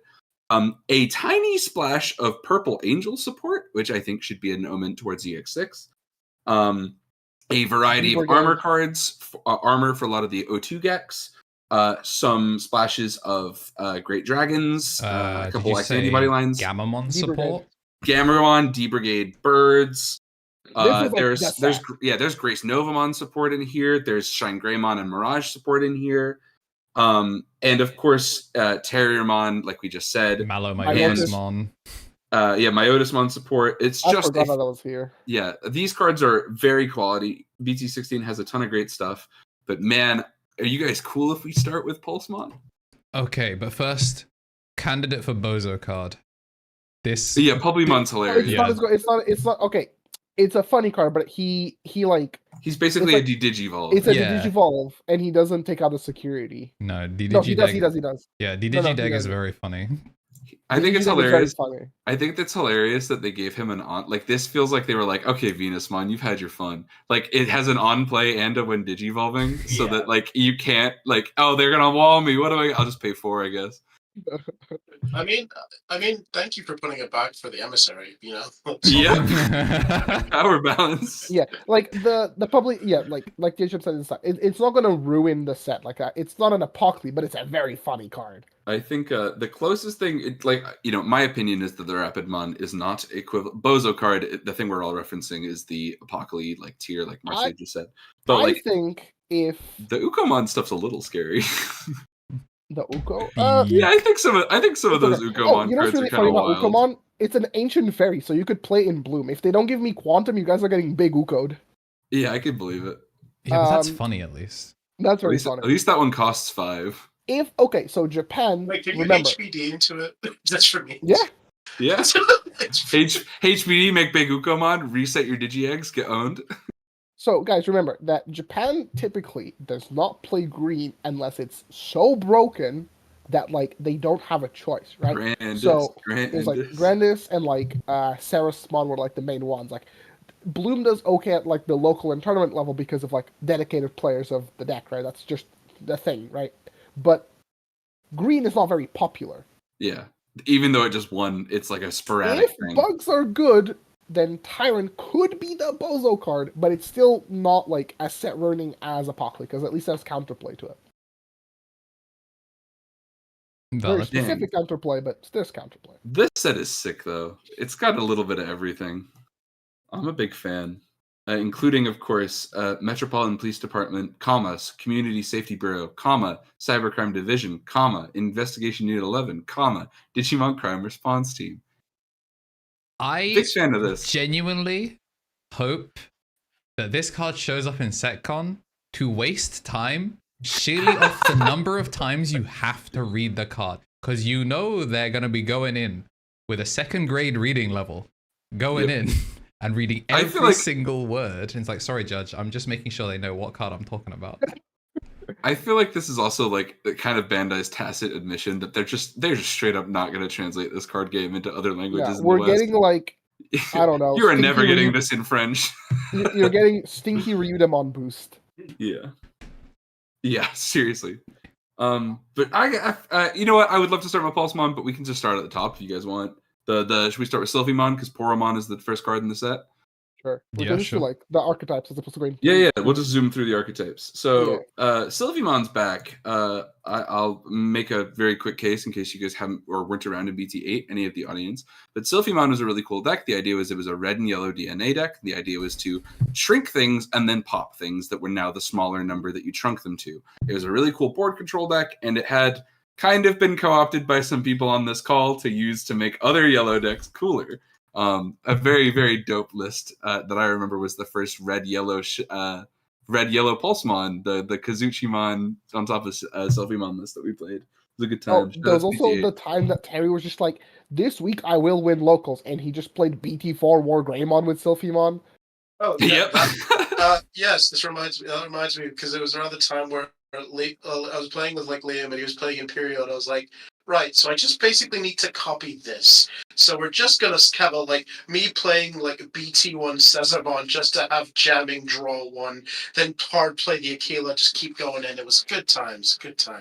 So hopefully we can do something similar with some of the new support. Like I can see like the Aquilamon and stuff is really cool because being able to suspend something I think is also really nice because like with yellow it's like, yeah, cool, I reduced that, but if you're stood up and I don't have all the numbers, what do I do? Wait, this is just amazing like BT4 or Greymon support again with the Hawkmon into Aquilamon because you just suspend, unsuspend, and then swing into it after you've unsuspended. Yeah, and then if you partition, you get to play out the suspend again because the Aquilamon has it as an on play.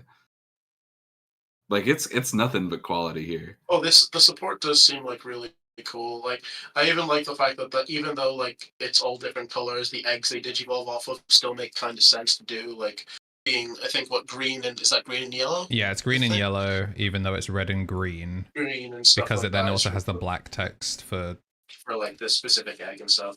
So like I think that's really cool. And then the sort of elephant in the room of Valkyriemon Ace. That card's good as hell. For like good on its own. Lord Knight's coming back because it's a warrior, baby. Let's go. I think like these cards they're very good chunks of text. They're not like ultra flashy, but like they're really good cards. They're like fundamentally like good Digimon cards. They're just not like you'll get what you can if you test with them extensively. If you just find the right list, that's the biggest issue. I think the most interesting thing about the design as well is that they're paying the quote unquote 2-color tax, where all of these are level like 4-cost evas. Like if you are playing this outside of archetype, your ass is passing turn. But also you're training. Or you're training, or you're ace Digimoning. Well, you're ace evolving, so you're going in 4-0 on your opponent's turn. But also the fact that this is coupled with DNA decks means that like all of the end of turn DNAs are now inherently way stronger because you're an unsuspended dickhead that sits there and goes, please swing, answer my board. If they do, ace comes out. Partition. And then partition. What a shame. I just partition. Fucking Aquilamon on play to suspend. Sick. Oh no, it's power creep at its finest, and I'm here for it. You know what card is actually really good? Lynxmon. That card's like really good. Yeah, I'm really impressed by Lynxmon. I had read it wrong. Armor. Yeah, I had read it wrong. I thought that the raid was on the Sethmon, and I was like, that's neat, but armor doesn't need that. Like Vmon armor doesn't need that. This card's gas for that deck. Like if you're setting against something that's just gonna like if you don't have the shrink handy, you can use raid on the Lynxmon, and if the Lynxmon is on top of Hawkmon, like it should be, the Hawkmon on attack triggers. This is the Gato one. Oh, is this the guy? Oh, you see, this is why I confused myself. Oh, well then it's a little less good than the thing I'd seen. Yeah, but it's still good. Really good. it's still great. You trade with like a bunch. You trade with a bunch of 5s. You just like shrink the 5x3, swing, armor purge. You're now back to Gato, and then you jogress into whatever. It's one of those weird things that like Flamedramon and Magnamon being able to scrap with level 5s was really interesting. I think the other thing that could be quite funny is it's over Gatomon. So what if Gatomon pops out of security and doesn't get answered? Next turn is lol. Yeah, very cool. Yeah, good cards. Amazing stuff. That's the Sylphimon stuff as on the whole, I would say. Like, there's some arguments about like how much the old stuff gets see play or whatever like that, but like I think they're very high quality cards, and I'm a big fan. Yeah, Dino-Humon's probably not making the list, gentlemen. I'm pouring out. He's not even a free type, is he? Yeah, he is. Like he's a free. Yeah. Oh yeah, that was it, because he was. I wanted him to be a vaccine with all my heart and soul.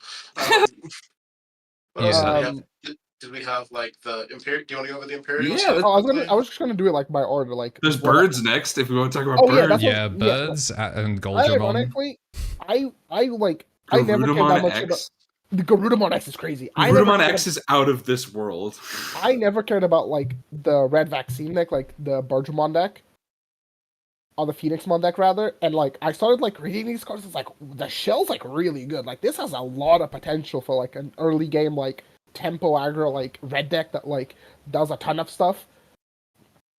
It almost kind of reminds me of like Bloom on a different axis. Yeah, and it's fast too. This deck, like if you haven't played it in even to be fair, probably like the tipping point where it becomes like, oh, this deck is quick is EX5 because they will get the Saberdramon. I would say 14 is like, and so no, 15 is when they get like with the Soras and stuff. Yeah, I'll give you that. But like I think the Saberdramon was like a tipping point for the deck where it was like, oh, we'll just always have pieces to beat you up with. But the like craziest thing about this deck is that like now it kind of has had its like inconsistencies sort of stripped away over time.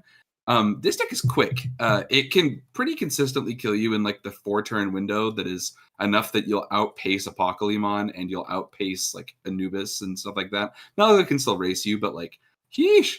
But the Garuda X does something that this deck was missing, which is that it like gets a tool to randomly manhandle the control piles because of the on delete burn the security. These cards are and Phoenixmon. Phoenixmon could have been an SR like easily. Yeah, Phoenix X is very good. Phoenix X is cracked. But yeah, I'm a big fan of birds, so this deck is cool. Red Vaccine is very real. Can't wait now we can do Imperial, I guess. Genuinely, every time they do a new flavor of Imperial, I understand the deck less and less. I think he still play jamming. Like the new DB inherits are cool, but I think they're for Virus Imperial and not for. Yeah. Maybe you can get our resident Imperial expert on at some point to really talk us through that, because he'll probably have decided immediately which ones are good and or bad. Yeah, that's true. Okay, so like, Pulsemon is objectively very good. Like that's easy. Like that card's crazy. With Daiken, like the cards were like really cracked. The Ace, I think, is a nice tool for the deck. I don't think you're gonna build your deck around the Ace. The Dragon mode, the rare. That is like your new go-to Dragon mode, and you basically like make the opponent play the game, and you have so many different punishes because of the existence of the BT12 fighter and the fighter Ace. Because now it's like, okay, if you cheat, I'm going to cheat back, and I'm going to board wipe you. If you try to beat over me, you're gonna get aced. So it adds this like cool dynamic for Imperial, where like you're doing a lot of your early aggro with your 5s, and then you end on a 6, and you basically go response, play the game. You don't play the game, you die anyway. I think also by having more good dragon modes, like Terry kind of said, like it feels like it is a little bit Virus Imperial with like the red stuff and all that, because like the more good dragon modes that you have that don't require you to do, oh, I've ended my turn, blitz, warp, that kind of thing, the more times that you can just have a dragon mode that you can go into Virus Imperial and like get value out of it, I think is pretty cool. Yeah. Oh, and even if you deal with stuff like the partition is also there, right? Yeah, exactly. Yeah. Have we even explained partition? For folks who just watched the podcast and haven't seen more about the game, partition is a new keyword where you can, if you would leave play, you are able to essentially like play in by effect the new cards specified by the keyword. So just like how like the DNA toolbox specifies like a green 4 and a blue 4 in the case of these cards. Partition will then also specify. So Sylphimon is it's 1 red level 4 and 1 yellow level 4. Pyeldramon is 1 blue level 4 and 1 green level 4. And then Shakumon, who we'll talk about in a sec, is 1 black and 1 yellow level 4. So yeah, really good keyword. We all get started like Imperial. What is also really interesting about it as well is because it's when it would leave play, it's not playing it from the sources. You can't source strip this out with a Saurai, then beat over it and kill it. It is, okay, I've left play, and now anything floats from trash. You could float into something completely different. Wait, these float from trash? Well, it's... Other than by one of it, you may play one of each card. I think it's in its Digivolution cards. We'll leave...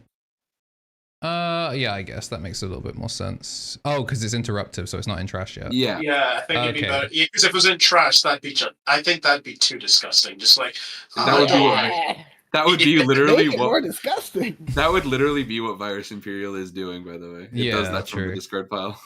Yeah, I think Imperial has like the tool. We'll see. Imperial is a weird deck to like quantify like how strong it is because like everyone has a different opinion on it as well. Yeah, and it's also a very tricky deck to build because like some people will be like, no, you cannot play the deck unless you play 4 Megadeth. And some people are like, Megadeth is like so awful to draw into. Like you only ever want the card like in security. What if I drew into like Hammer Spark? Oh my god, that's so hot. That's basically like Imperial. Wait, with Wormmon having access to purple, this could be another deck that could run 4 Hammer Spark, 4 Jack Raid. Don't stop this. Don't get me on this again. Wait, that's kind of weird. Don't do that. That's actually kind of good. Very funny. It's like, you hit security, you're losing memory every time. The other thing is that like people are brushing off the Dino Bee from the set, like the red purple Dino Bee, but the Dino Bee is like it cares about the name, right? It's like Stingmon and XV. No, he is red and purple.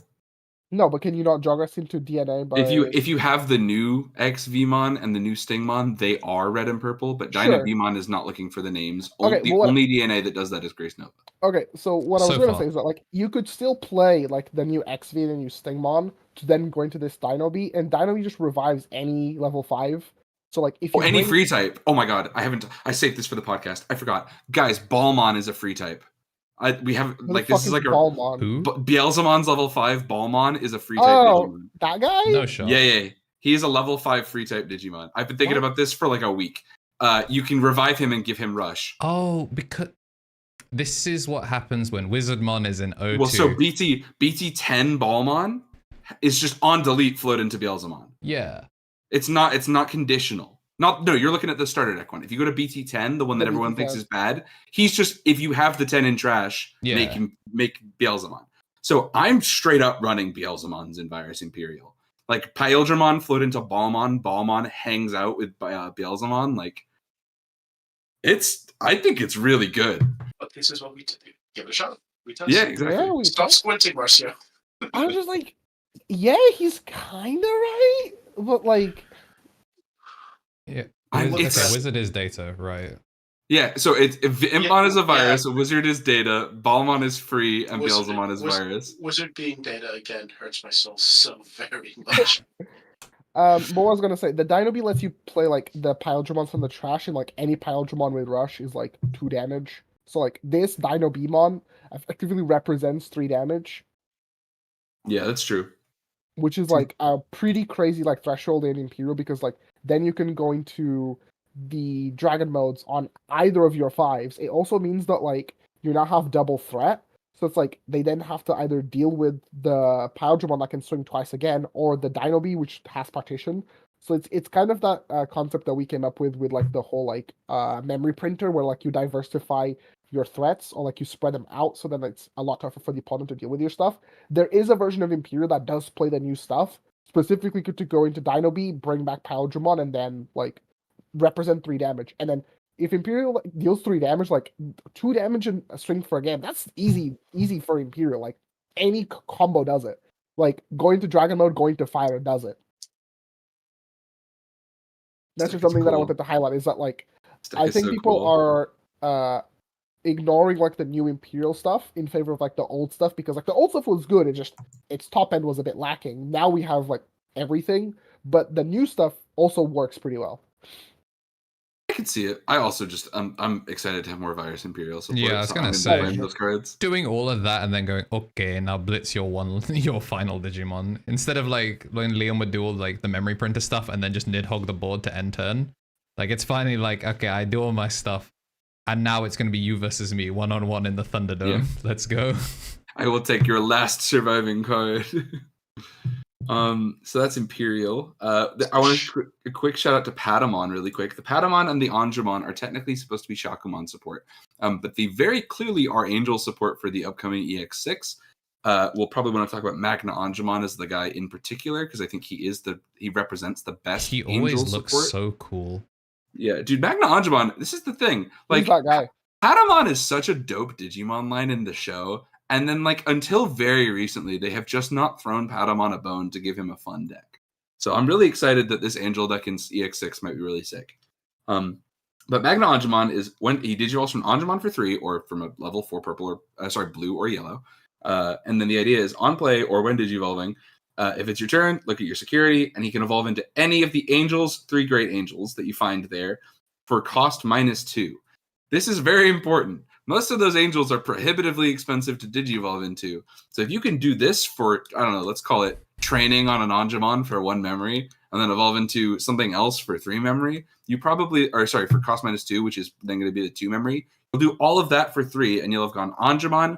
It's like Patamon out of Raising, turns into Angemon for 0. Angemon evolves for 1. Magna Angemon evolves for 2. You have now kept turn and made any of the 3 great angels. You also could go into Gato as well. Sure, you're having to pay 4, but Gato reduces the cost by 2, right? Yeah, Gato reduces the cost by 2, so Gato is essentially as good. Yeah, that's basically the Mitama Venus deck. That's you abuse that Gatomon. Well, it feels like a more tempo orient. Like Mitama Venus is all about making the board. This feels like the deck that is gonna like clear the board. Like it feels like a. Well, to be fair, you can also use it in Massimo in theory because you DNA spit this out one play, Digivolve on, and then you reset your inheritable to end of turn DNA because it's the new guy. You then can overlay. You can then go into Ordyne as well or something, which would be pretty interesting. Yeah, I can't believe how good this card is. Also, it is of course cursed by the fact that it is 6,000 DP. So I hope you guys are ready to see this get Hell Scythed. But that's how that goes. Oh, that's gonna be so annoying. Yeah, Hell Scythe on play. I shrink something by 6, and now I'm digivolving into a great angel. To be fair, at least it doesn't do it if you hit it in security. That's true. That is true. But that's definitely really cool. This I think constitutes basically all of the angel support. Oh wait, no, it says your turn. Yeah, that's why. If it's your turn. If you hit security, you're just picking something else the other one. Right. Yeah, there's another good couple Magna Angemons coming. You know what? Yeah, this is BT16. They've learned their lesson. But yeah, Shep is neat. Like Vikemon, I think Vikemon is a really good Dark Knight card. I'm so excited. I'm gonna try this in my Gomamon roleplay cringe pile just because I love that deck. But this card's funny, dude. It has text. I think it's pretty solid. The more forced combat they give black, I think the cooler it gets. Blue-black is always weird because it's well, blue is good all the time, and black's only good some of the time. So it's this card is good. I just think it's very funny that they are printing more blue-black cards that are taking someone's sandwich and just taking the bread. And just handing it back to them and go, do with this what you will. Yep. It's your so hot dog. good. I'm taking with the ketchup and the mustard. They give you back a handful of egg mayo and go, yeah, this is yours now. Take it or leave it. You get to keep your level 4s. BLT, but it's only L's. Yeah. Yeah, it's true. Finally a way to deal with the X-Ante buddy in Source Strip Blue, because it will pop the thing if it's just got X-Ante. I'm a big fan. Vikemon's cool. He technically is Shakumon support as well. I don't anticipate this card seeing play in Shakumon. It would be a fun couple of, but there will be better things to do. Flash Anjas. That card with text. Yeah. There's some other armor stuff in here. We don't have to go through all of the armors as well. Shaco's good. Just like most armors, some of them are remarkable, some of them are there. I mean, as you said, Andrew, you want to do more of that sort of Future Friday kind of content. Maybe we just start putting these things together. Yeah, it might be. I'd be down. The card that's actually really cool, Chaosmon. that card deserves a highlight because that card enables like 5 decks. Yeah, Chaosmon's great. Is that He's in the pretty set? dope. Is this in the next set? Yeah, he's he's just got in a star. He's a super. So if you He's scroll up, I think yellow SR first. He's I think. He's yellow instead of black. So he's on like Aftershock. Oh, There it is. yeah. There you go. This guy's crazy. This guy's really cool. Bro has so many keywords. he's for a deck that doesn't exist yet. Like What do you maybe mean? This card just goes in Leomon, for example. I don't know. I'd like to see it, but like I think there's some things with this deck where it's like Wait, Tom, yeah, did you not- Numamon is the one. Yeah, Numamon is like Oh, dude, I'm big on Numamon. That deck is crazy good. It kind of is just like I'm into Edamon Sukamon because it's got funny little rats in it. But like Numamon does this thing where like when it creates its bunch of idiots that hit you, it is trying to do so like definitively to end the game. And I think that's a really interesting. Like, if you guys thought Satsuki was annoying in D Brigade, you ain't seen nothing yet. Numamon is such a bungus aggro deck. The other thing is that like people are like, whoa, you can play this with D Brigade, and it's like, no, D Brigade doesn't have the room for this. You play this in there's just Leomon no space. or in what is it called, Numemon or Metal ironically, Edamon, I guess. I don't know. Is It turns Shaku- off. It'll turn off all its effects. Isn't it Shaku can supposed to also go play in this. like Kazuchi as well? Technically, like the Shroudmon stuff. It There's- can. Yeah, it could do. Oh yeah, you can. That's You can like totally the do that. canon line, right? Like it's supposed to be. Well, his His Pulsemon Chaosmon's stuff? weird. Because of Digimon Climon. lore. Digimon lore. The idea is that it's the arms on this thing change depending on what it's stealing. So Chaosdramon and Valder Arm Chaosdramon have different 6s that it takes from. So this is Darkdramon and Bancho Leomon. But then there's also it's Valder, which is yeah. Valdermo, like the little bird one. So there's like a bunch of them as well. I think there's another one that's not even made it to the card game yet. If I remember right. And we talk about how the scarf is still pixelated. I love that. Yeah, it's the Oh, alt yeah. is awesome. Yeah, the alt is awesome. But yeah, these cards are great. Again, this is maybe the coolest, highest quality set from Digimon in a long time. So big fan of that. Quickly, you have to get into it, Tom. Pulsemon. Yeah, Pulsemon. Can we talk about Pulsemon? Yeah, Can we it's talk about Pulsemon time. Yeah, So cool. I have literally only one grievance with this deck, which is that well, actually I have 2, but 1.5 is a fair way to put this. I was sad before when I was talking to some friends today that the Pulsemon support is clearly supposed to be lessons learned from Gamamon and like how to make an interesting multicolor pile. I think they're gonna do it. I think this deck has the potential, with the caveat that I know that there are more cards coming out for it.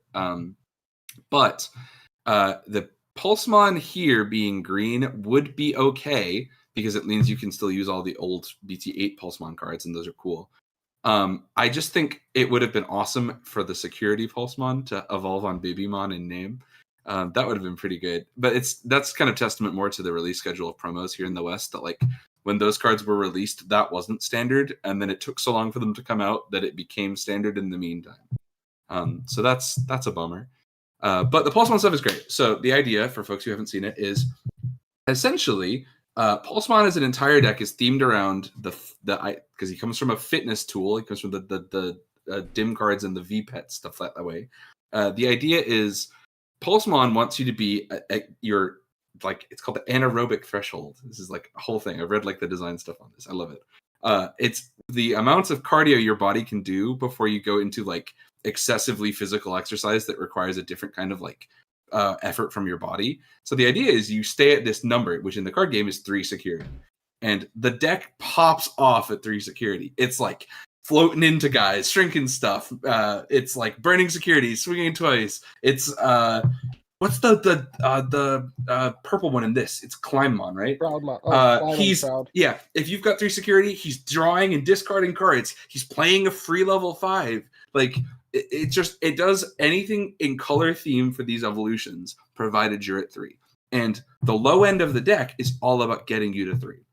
So there are Pulsemons you can hard slam that evolve or you play them and then you can basically set your security to 3. Or there's the promo Boutmon that you can use to burn security to go to 3.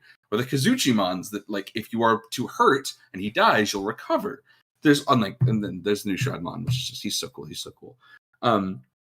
But I'm so stoked for this because the idea of like it is like maybe the most mid-range archetype I think they've ever tried to like hard commit to, and I was so worried that they wouldn't stay at this like 3 security is the magic number, that I'm just stoked to see it. Then the quality pieces of support I want to highlight, just because we'll do this like kind of quick, is the new Searcher Pulsemon's great. BT16 Pulsemon is he's a mono green Digimon, which is like, we take those, I guess it's fine. But he is on play, reveal the top 4, adds Pulsemon and a card with Abaddon Electronics, which is like in the setting of Digimon Seekers. It's where the detective finds Pulsemon. Very cool. There are a couple other ones. Runnermon, the level 4, it's on your lower left there. Yep. He is, if you have 3 or more security, suspend a guy. If you have 3 or less, gain a memory, so he helps you climb. Again, these are both, if you're at 3, you get both of these effects. And then Pistmon. Pistmon is bananas. If you have 3 or more security cards, suspend an opponent's Digimon. It can't unsuspend. If you have 3 or fewer security cards, gain 2 memory. So now all of a sudden you're doing these like crazy donuts where you're just like, okay, everything I'm doing costs 1, and we're climbing and we're climbing. On play. And the on play is because of Climbmon, but we'll come back to him. Yeah, but on play, you just Climbmon then gets you 2 memories. Yeah, if you want to, we should just talk about Climbmon. He is the best card. He is. He's purple. Yep. Yeah, just on your left there. Yep. He is, when Digivolving, he's unique. He's the only one of the level 5s that have 7,000 DP, which we'll get to in a second. But it's when Digivolving, if you have 3 or more, draw 2, then trash 1. So very good purple flavor. Then it's, if you have 3 or fewer, play a 6,000 DP or less Digimon with Pulsemon and its text from your trash without paying the cost. Then at the end of the next turn, it dies. So the like funny thing everyone keeps talking about is how it's technically Mastemon support, because you can use the purple one and free play the yellow one, and it's very good. Because there are Pulsemon cards for the 5s in basically every color here except red, I believe. There are it's Pistmon for green, Divemon for blue, Shootmon for black. Yellow didn't get one because we already had. Oh no, we did. It was Tempomon. Yeah, little bird boy. Yeah, dude. And then it's obviously what's it called? He's so swag. Climbmon for purple. So this deck is sick. I can't wait. And then it all kind of capstones in 2 cards in this set.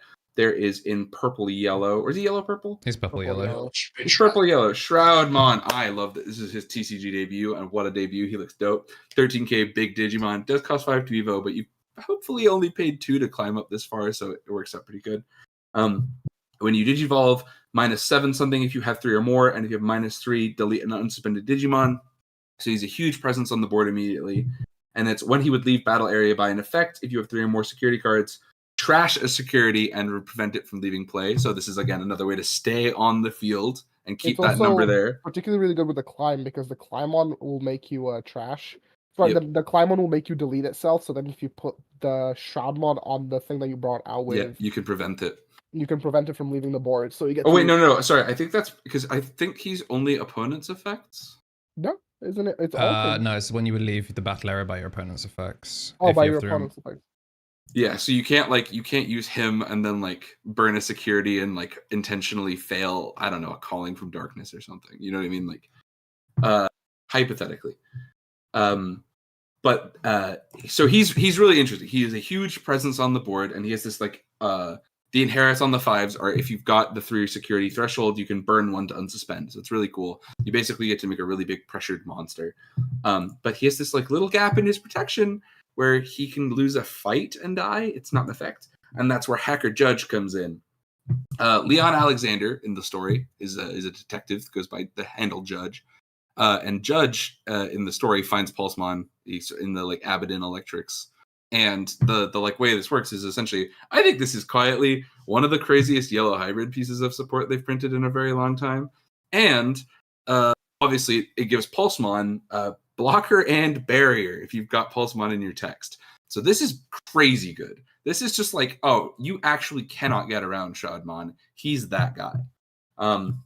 I mentioned yellow hybrid because this is just the first yellow tamer with Mind Link. So you can just play your 4 and then remove the tamer at the end of turn to just do it again next turn.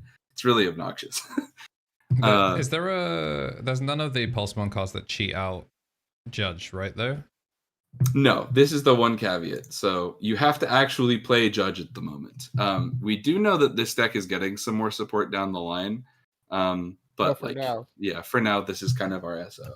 My thing with Shot, I think like the card is very neat, but your damage is like kind of capped at like, unless you're going into Kazuchi, like the old Kazuchi, to go like 2 checks and suspend 2 checks, like at the bare minimum. Yeah, but it's very awkward with the old Kazuchi, because so this was my biggest gripe with the deck, that the old top end doesn't necessarily work with this stuff, because a lot of the like wording is Pulsemon in text. Yep. And unfortunately, Kazuchimon and Boutmon do not mention them. You might be able to still work them in. I still think maybe the promo bout has a shot because is that the unsuspend one? Yeah, because Shroudmon's also still like a shaman or a wizard, whichever one it is, and they can just reduce down for that, which is pretty sick. But I think that's been my biggest issue. You can still use all the old Pulsemons, which is quite kind of cool, and also very good for the deck as well. You have your own themed memory boost of like the Impulse memory boost. Impulse memory boost is so good, which is so sick. So I think it definitely that was my only other gripe. But I imagine in like newer sets they'll bring out a new Kazuchimon and maybe a new Boutmon just to like tie it in, which would be kind of nice. Oh, you're definitely getting a new Kazuchi because of Takumi. Oh yeah, because of the like link with Fenrir and stuff will be kind of cool. I think in its current BT16 iteration, I think this deck is kind of going to live and die off of the strength of Bulkmon from BT6. He's just a 2-check bungus if you've got what's it called? If you've got the security threshold, yeah. And there is a security inherit on a Pulsemon that gives a jamming inherit on. So the idea feels like 3, right? Yeah, so BT6 one. Couldn't you also theoretically run Kiaro as well if you're going to be? Yeah, but Babymon is another one that needs to play this deck. I think thematically you'd have to go for Baby as well, especially if you want to play the Searcher Pulse. Mm-hmm. You also have Barrier, and you also you can play the Pulsemon card that like trashes security unsuspend. Yeah, there's a lot of great ways to use these cards. I'm very excited. I think it's very neat. Yeah, I can't wait to see where they go from here. I've just been so excited about this archetype. You guys want to talk about bugs? Yeah, give us the bugs rundown. We also talked about bugs, but basically, like, you don't need to know that much about the cards here. All of the cards, like, they read very simple. They're all, like, on play, on Digivolve, gain power until the end of opponent's turn, inherit +1k. The cards are to highlight for bugs. Shine of B is very funny. Bro, T-pose? Yeah, Shine of B is very funny. Shine of B is their new bug guy, of course. I think the card that people don't realize is actually the most, like, disgusting cards that bugs got is the Meta Life Quagamon. That card is really crazy. Which is good because the BT12 save one is the biggest jobber to have ever jobbed. Yeah. So this card basically gives you the redirecting as an inherit, which means that like before. So the problem with Easy as your form of redirection is that whereas like Analog Man doesn't have diminishing returns because like each analog gets better and better, Easy does have diminishing returns because it's a mem setter. So multiple Easies don't actually do that much for you. And ideally, you want to have a couple of Izzies to like give your deck like a true defense, a defensive line, right? Where like 1 block or 1 redirect is like fine. 2, now you're like, oh, you can like really contest some like boards, and that's basically the role that the Meta Life Quagamon provides. Is like this +1 Izzy, it's already like super tough for people to like get over your board, because you're way bigger than them for that 1 turn, and like 1 Tamer, 1 Inherit plus the 3k, and it also suspends something on play. The card is like crazy good. A better searcher, like I'm so glad we got Cherubimon as like a searcher in the level 3, because like when this card first came out in the Imperial structure, oh boy, there's like a Beetlemon, and that card could have been like green hybrid support, and they didn't, and they've redeemed him. He's fine now. He's cool. Also, all turns 1k is huge. The Blade Quagamon, that card's just good. Like, at worst, it's a 7k level 4 with an inherit that puts it to 8k, which like trades with like a bunch of 5s. And then if you start on Tentomon as well, that goes to like 11k or something like that.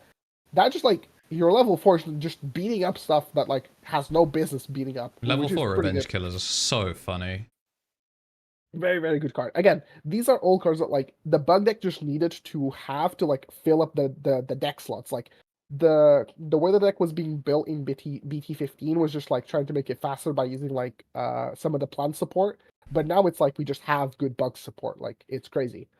But yeah, like then on the top end, at first people were immediately theory crafting with Shiva because like Tyrant can theoretically play out Shiva, then you suspend the Shiva for the end of turn, and you have like an unaffected ginormous level 6 with which its only weakness is options, and now you take the options away from your opponent. The opponent just can deal with options. It also accelerates your damage by quite a bit because you swing one. Hopefully, you'd have piercing from somewhere.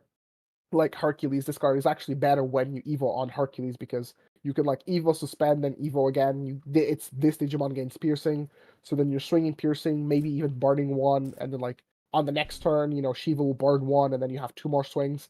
It accelerates the damage a lot. And so like that's the first thing that people like gravitated towards. Now, Quagamon Ace is a card I was not expecting first to get. Like the Ace, the Grand Quagamon Ace. Yeah, that card's incredible. That's what I was going to say next. Is that like we can talk about like grandness as a deck, but this card first and foremost, this card's like, why does Green have? Why is it pop Tamers? Yeah. Why like Green's form of Tamer interaction should be we tap the Tamers. I should not be killing the Tamers. That is not normal. One tap the Tamers. He's been playing too much Valorant. True. And now it's like it's the fact that he also like gives something sec +1, so you can give it to your Kaiser or to your Tyrant Kabuterimon, whichever name you want to go by. So the card is just like objectively really good. And the card's actually so good that it could maybe bring Grandness back, but not as an OTK deck, just more of a like tempo deck that like does 4 checks, bashes your skull, and then it goes, answer. I dare you. Try. Yeah, I'm into it, man. That's bugs. Yeah, this is like the 3rd time that I've talked about bugs. And the only reason is because we finally have like something else. Do you think there's a world that instead of Grandis, you run like Grand Quagamon with like Kokabu? Because now you have a good Kokabuterimon that you could go Kokabu X, build up like a stupid stack Digiburst. No, the X antibody is Okuamon. No, there's a Kokabu X antibody. It's just unplayable. No, it's Okuamon X. It's Okuamon and Okuamon X antibody. Yeah, I know, but there is a Kokabu. Are you thinking of the 3? No, there's no Kokabu X. No, there's a Kokabu X. I swear there is. Yeah, I swear there is one. I mean, it's not coming up, but I could have. Isn't it? It's. I think it's a Kokuamon. Like it's a little machine. Oh, Kokuamon. Yeah, we're talking about Kokua. Sorry, I meant Kokuamon in the first place. Yes, there's this guy. Yeah. He's Kokua. Yeah, but then you previously had to play Kokua, which evolves from 1 on a green level 2.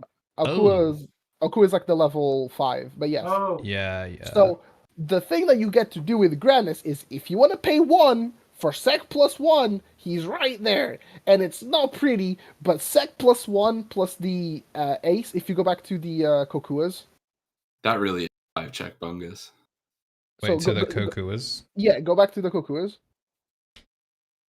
So the very first one, not that one, that one. That is just sec +1 as an inherit. So if you want to pay the 1, you pay the 1 and you tell your opponent, if I get there, you're dead. Because like this is the card that fixes the damage wrapping in Grandness, because this gives you the extra check, the Ace gives you the second check, and then you have your 1 natively. So that's 3 checks, Grandness and suspend, 3 checks again. It's like a lightning joust that you don't have to pay for on the kill turn. You just pay the 1 upfront. Choking at 1, baby. It's so good. Yeah, I love being able to not play the training after I use my level 3. It chokes at 1, guys. It chokes at 1, okay? No, but seriously, I think people actually play this because, like... 5 check. If you're playing Grandis, you play this guy anyway. It adds more to the high roll. Because, like, now you have this, and then you have the promo still, and it's just basically, like... Grandis is even more of a glass cannon than what it used to be. Leave comments if you want Marcio to do a bug box video. I can do like 3 different bug decks. Like maybe that's the call to action. If you've made it this far in the video and you're on YouTube or Twitch, bug emoji in the chat. Give us a bug emoji. Your favorite bug emoji. I like the ant. I'm a big fan of the caterpillar. Ladybug is like one of the only ones I know for sure is there. All right, what's left in the set that people want to talk about? I mean, I see Cherubimon Ace, which makes me very happy. But yeah, I wanted to talk to you about Lotmon. I can't believe people have been dunking on the Lotmon because it's like, oh, it's actually only okay in Alliance support.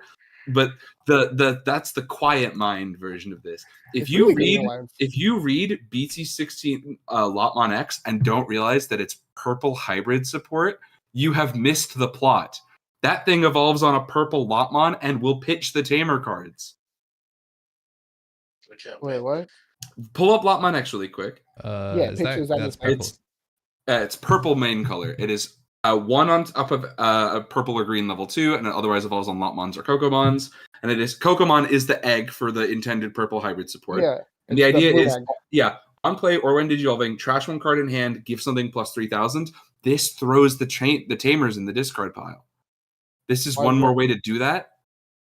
Oh, you mean for purple hybrid, for Cherubimon support, baby. This is literally purple hybrid Cherubimon support. They've managed to fit the only 2 decks Lotmon was ever something in, and they put it on one card. It's genius. I'm a big fan. That being said, Terry, if you get Cherubimon back out when these cards come out, I'm going to be very unhappy. What do you mean? I was maybe gonna. If it was meme week tomorrow, I was gonna play purple hybrid with like a safe package. Don't worry about it. I think the Cherubi is objectively a very solid card, but the thing with Alliance is that Alliance, I think Alliance's power budget is like 10 Great British pounds, 10 Canadian dollars, 10 I don't know, pesos. The deck is meant to be like, this is a deck that you are going to give to like your nephew when like you have to bring him to locals. And this deck does not cost you anything, and so like you never get anything crazy. But the deck is like pretty fun for a $10 deck. That's Digimon, baby. I love this $10 deck ass game. For a $10 deck, like it resolves when digivolving's pretty well, and actually like moves cards around. Like you get to play stuff and delete stuff and shrink and bring back and flow. And what else does this guy have? He has blocker. No, he has Alliance. He has an Alliance as a level 6, and he also has like the effect of like things too. And he also like spits more bodies out. The problem is like none of the bodies that you're spitting out have. Yet. It won't happen for a while. What are you bringing out that would have like? Is it color? Yellow. What do you mean? Actually though. Yeah. It's a level 4 yellow or green. It's a really weird. The Cherubimon X antibody has like interesting potential, but it weirdly fits and doesn't fit which every single Cherubimon card that's out. Yeah. Because like it's like, okay, so you have Alliance, which is cool because it works with the Alliance Cherubi, but it's still weird. The old Cherubimon plays a Tamer out, which I mean is kind of cool and all, but like but it works on being deleted to spawn loads of bodies rather than, actually living and slapping this on top of it. It's interesting. It might need some testing. I might try it out because despite being known yellow enthusiast, I occasionally like any deck that revolves around Tamers, seemingly. What's the purple Tamer kid called? Is it Koichi? Yeah, Koichi. Poor Koichi. You have been doing bad things to that boy for like 2 years now. It's not my fault that his job is to be deleted, alright? Look. He falls down the stairs in the show. Terry is putting him on an escalator. It's just picking him back up and throwing him back down it again. It's so funny. Crazy, no. Yeah, I'm such a big fan. I don't think it's worth talking about the Myotismon cards. I don't even know how to like. Dude, there's no level 4 in this archetype that you can. I don't even like. You can't even blast evolve. There were like so many purple things that they could have done, and then they were like, but the one in the show, and like they just did it so awfully. It's just like so bad. Like I think it'll get there one day. I think for what it's worth, the new Myello is pretty good, but like not good enough to sink our time. Well, this is the issue. I think the thing with Digimon is you need people to actually reliably one-trick things, and that just doesn't happen as much, except for M. You are a trooper. Yeah, what's the homie? Whoa! Emily's like, she's like, oh, that Anubis deck looks cool, and I was like, yeah, it does. And she's like, oh, I like playing stuff from trash, and I was like, I know you do.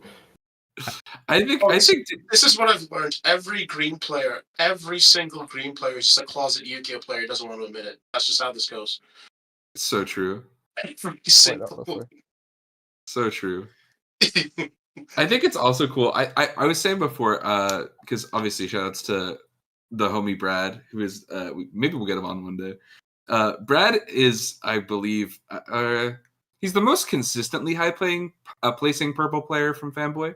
But Brad is very new card syndromed and just will play whatever the new purple deck is. Brad is very good at Beelzemon, but he was like, I gotta spend my 3 months on Belphemon, gentlemen, and then I gotta spend my 3 months on Fenrir. And it's like, dude, you're so good at Beelzemon. Why don't you just pop off in Beelzemon? And he's like, I think maybe actually I will just play the new purple deck. What's And very it's like, funny I about play my Beelzemon as well, though, is he could just occasionally choose, like, of all the purple decks to be fantastic at, that is the one you don't need to practice the most. That is the one where you can just go, I've forgotten how this works, but Deathslinger will bail my ass out.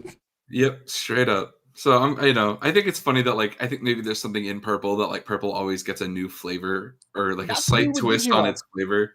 That was me with Digimon. I was like, oh, this game's great. Every set I get to play a new deck, green, right?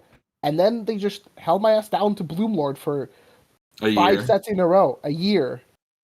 You're such a brave man, Marcio. I wish my favorite color got a fun deck for a year. Yeah, it's really hard to one trick it. Like all these one tricks doing all this to push the meta, then you have all the one tricks where it's like, my deck's too good. My deck is still good. Gallantmon has still had so many waves of support, and I'm still like fighting tooth and nail to not die to 4 level 4s that hit me in the mouth. Look, I realized that I enjoyed BT4 for Wargreymon and Wargreymon alone, and therefore any excuse that I get to put him in something is fantastic. However, unfortunately, he got power crept by KnTElixar, or stole my Greymon, which is kind of cool, to be fair. And did he get power crept? Because like KnTElixar is like, I have to be at 6. Oh well, this is the thing. They're slightly different. Like KnTElixar is arguably better because it's 7k, he's 13k, and technically has the ability to recover you one. Also, you can warp with the Kudamon into KnTElixar. Yeah, like that's kind of cool. The Wargreymon is cool because like it adds the card to your hand rather than trashing it, so you actually get a resource back, and like him being cheaper in initial is good. At one point, I might try just putting a deck where I play all of them together. Just get real cozy. But also, what's more important is that KnTElixar is slightly better now because who would have guessed Emissary exists? Yeah. So he's for free, baby, half the time anyway. Don't worry about it. Don't worry. Yeah, I mean, all of those cards are like, it's so weird that the vaccine level 6s randomly got most of the security burn. Like even Mastermon's a vaccine, although Emissary from that old Mastermon though. I really want I love the old Mastermon too. Dude, I don't rule it out. EX6 is coming, and we know we're getting Mastermon cards. Well, this is the thing. I think I've just realized I just incredibly love burning my own security because there's no greater feeling of looking at someone going, right, so I may look like I'm killing myself, but I'm actually killing you if I've done it right. That's so real. Actually correct. I'm gonna look one last time. The Tamer cards, we've kind of brought up the archetypes. I kind of want to save the X Antibody stuff if we get a chance to talk about it with Mr. X Antibody one trick that we all know. But I want to kind of just at a glance say, like, we were right on the money. BT16 is kind of that guy when it comes to Digimon set releases. And I'm very excited. This is probably going to come out for us in like July. Yeah. So, don't count your chickens before they hatch or anything here, gang. But set looks, or not July, June. They'll probably be June. So very excited. Get your shiny bug support. Yeah, seriously. If this is, we're not a market watch. We talk about that every now and then. But like, if this is going to convince you of anything, if you've got a deck in this set that you are liking the look of, like, if you're like me and just wanted to make sure you had your Pulsemons because you just like Pulsemon, or if you are a Terriermon guy and you're like hyperventilating at the prospect of resolving Magnamon or Rapidmon X, make sure you get those early. That's all we'll say. Yeah, we didn't. We dead ass. We've already talked about the first 3 color guys. I guess, but like, you want to give us 20 words or less on your new Overlord Magnamon X, sure. Mr. Armor Player? 4 sources for Heaven's Judgment. It's so cursed. I hate it. I wonder. I was gonna say, how long This could be a fun one to give us as like a closing thought for the comments and stuff. Oh, that card kind of armor is like really annoying versus bugs, by the way. Yeah, bugs have a bad time with that. I can't delete you because you purge, so Yeah. I don't get any advantage. It is a return to the BT9 matchup between us specifically. Yeah, legit. And that's what I was telling Saf. I was like, Saf, I hate this because now I don't even have Grenis to get my end of attack and suspend. So it's not like I can swing into the same body twice. I feel for you, buddy. The Gallantmons have been dying on armor purge this whole time. Oh, they didn't die. I lose turn. That's a bummer. Happens. But yeah, this could be our to kind of give us like a couple shout outs to interactions you guys can do 2 hours and something into a podcast. But how many sets do you think it'll be until we get a common that is 3 colors? That's the question I keep. A common that is 3 colors. What was the first dual color common? That was BT8, right? Yeah. Well, no, technically the starter decks, but they released it the same day, though. They were supposed to in the UK. I think 3 colors will be special. I don't in the UK, didn't they? There was actually a delay on the armors. I thought the US got delayed. I thought we got it on time, and then the US got. I think the US got. This was around the time that it was like the other way around, where we were getting our stuff on time, and the US was the one getting delayed. The starter decks got delayed by like a month or something in the US. I was but a boy back then. My brain has become I shitty. I know this because it's when I started playing the game. I was like, oh, sick. And like my friend from the US who was like kind of getting me into the game was like, damn, it sucks we don't have the starter decks. So I'm just like holding 2 in hand. I'm like, you what? It sucks that we what? Anyways, unsuspend. I reckon BT24. Let's keep it right. Let's just go for that. Yeah. BT32. Double it. 16 again. Just keep going. It's fine. It's a 2025 angle for sure, and it's gonna be a unfoiled promo. You know what it will be, gentlemen? It will be an Agumon. Yeah. My thing is like, I can see it actually. No, it's gonna be a Skull Greymon. A red, black, green, a red, black, blue. I was gonna say red, black, yellow. I was gonna say if they do the if they do the O2 set again, well, like the dual color dudes that for example, like Hawkmon being like red, green, like they could very easily then make it yellow, like red, green, yellow, and then like basically like fix up like the colors for these Jawgrass decks. It also makes Chimeramon a lot better. Like Chimera gets busted. Whoa. You know what? It should just be Chimera. You remind me of that. Oh yeah. Chimeramon probably also at some point might need to be put on the list at some point. Just oh yeah, I think about him once a month. That card's so stupid. Like it's the fact that it's like it is a deck builder's great dream of like Harry Traps. It's the glue that holds bad decks together. And then occasionally you'll find something where it'll just be, wow, this is not a meme anymore. Yeah. I hope that I don't see it. Bad, terrible time. I don't want to think about that. No, white memory boost. Next set. Got it. Eosmon to the moon. All right. Well, that was a solid however long this was, gentlemen. Like 2+ hours. 2+ hours. Don't worry about it. This was great. I always knew the Terry episode would be a banger. I'm so stoked. Yeah, I mean... Thanks for coming, T. No worries. It's been fun. It's been fun. Yeah, and for everyone that made it this far, whether you've been watching us in the car, background noise, or actively watching our various visual gags, thank you for tuning into the podcast. And very, very important, we cooked up 2 names. Oh, okay. We're in the announcement. Yeah, I think. Oh my god! Well, Terry doesn't know this either, so this is gonna be great because I don't think this is our freaking live trial on which one is the worst pun. Yeah, there will be a community post on YouTube. I think it should probably be on the YouTube, right? Yeah, probably. You got 1,000. Congratulations on 1,000 subscribers, by the way, Andrew. Snap. Like sincerely. You know what? I realized that I had this open ready since like the beginning of the show and never once cut to it. Shout outs to Kai. We miss Kai, but we hit 1K. You won't be missing Kai when they're on Shakumon. Yeah, Shakumon when they get back. Yeah. Hand them a boarding pass. Go back. I swear, if Kai TK or TK Cody's me and Digivolves my stuff, I'm handing him a passport. Oh, that's the other thing. Bugs lose to TK because I'm immune to Digimon and I can lock options, but not tamers. Yep. I get my ass to Digivolve and it's wrapped. It's actually so bad.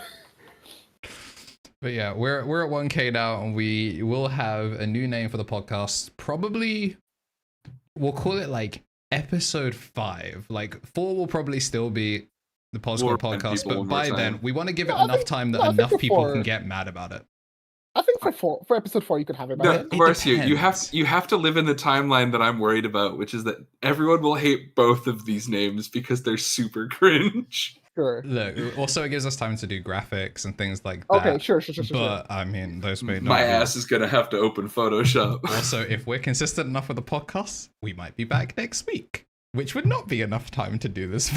Okay, well, to be fair, the only reason why it was because we had the events, right? Like, we only delay the episodes one way. It's like an event. Genuinely, the goal for 2024, that is the next year, holy moly, is to be more consistent with the podcast, vary up content, and do things as a group more often. We now, we get paid for these, kind of. Not much, but we get paid for them. Thanks to all the members and people who have watched these, because we now get ads. Reminder to use your Twitch Primes and subscribe on YouTube and check out the channel membership and all that jazz. You guys know where to like. If you're on YouTube, I think it's down. Yeah, it's cool now. Down there. If you say like and subscribe, the buttons glow. Bro, we said like and subscribe like 90 times this episode. Like, subscribe. People, we're giving strobe lights. More importantly, UK Digimon people, any support for us is a support to the UK Digimon community, and you want it to grow. The UK Digimon conglomerate. Do it for us, guys. Give Andrew your 5 British pounds for us. For us. Anyway, yeah. You want to let him rip, Andrew? You want to give Terry the live react to the 2 names? I think no. We got to go for yours first because yours canonically was cooked up first. Okay, so the context is so important here, T. I was not sleeping the night before EU Nats. Not to bring up an excuse again, but it just didn't happen very much. I am sat in the hotel bed, and let's say the neighbors above us in the room DHM and I were in, having a great night. That's all I'll say. And I'm sat there like, how do I get through this? What's my life like right now? I'm ramrod stiff in the bed trying to get through it. And I'm like, oh my God. Hey, yo. Well, the name was that good. We're going to call this puppy Astral Caster. Astral Caster is good. Yeah, it's pretty good. Astral Caster is really good. Astral Caster. So I saw that message when it was sent to me, and I was like, damn, that is pretty good. I should really think about, like... I sent you this DM at 1:17 in the morning. Yeah, that's not great. I then saw that, and then when I woke up, saw that, went for a shower. In the shower, I'm just thinking, it's like, that is a good How can name. I one-up this? And then it was just like, there's nothing greater than baiting for engagement. Misplay for game would also be OD. If we go off topic into other like TCGs or just any other stuff, misplay for game. Misplay for game goes hard. So like those are going to be the 2 options that we have for the podcast. We'll put a vote somewhere, and I'll probably just spam it in every single video that's upcoming. So you guys can vote on the name of the podcast. Which, I mean, we have a pretty consistent core. Marcio, at this point, you have been upgraded to the 3rd main host. Yeah. Thank God one of us is here who has topped something. True. Honestly, it gets bad sometimes. Well, I feel like every esports podcast needs to have like 2 washed jobbers that are allowed, a retired pro, and then a guest. I raise you this. I think that would make Marcio the TK. I would be the Coney, and you would be the EE. Because at one point, it's pretty good. And then you and me are like, we're here. Yeah. So. Yeah. You know how it goes. We know how it goes. And then the caster couch is just the 4th guest, which, maybe we'll have Terry on more often. I think, yeah. I mean, the plan was to have Terry more often. The plan was for Marcio to be a guest. The plan was to do a podcast. I'm surprised we got to 3. I'm having a great time. Yeah, this has been solid. No, it's been definitely fun. Like, and if anyone does have any other like topics you think you want to discuss, always feel free to leave them. Yeah, genuinely, I do. Like, I might start making like community polls or something like that, just so people like, if you see Digimon news, add any of us on Twitter. Like, add any of us on Twitter. Drop it in like the comments of a video or in a community post. It makes our life slightly easier if we miss something. Hell, even if it's just your local scene, you want to highlight something cool, we'd be more than happy to take a look at it, cover it, especially if you have been cooking with carbon monoxide poisoning. Also, just saying, we could also force Andrew to make the Elixir Discord. You know, just saying. Force it out of him. That would be a decision that could be made at some point. Yep. Things to think about.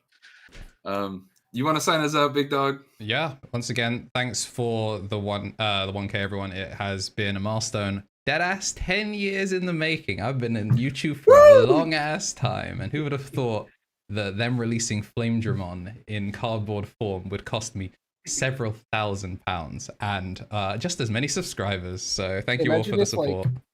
Imagine if you released the Razer like unboxing video now, bruh.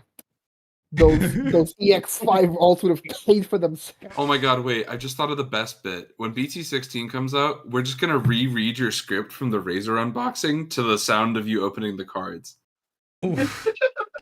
Genius.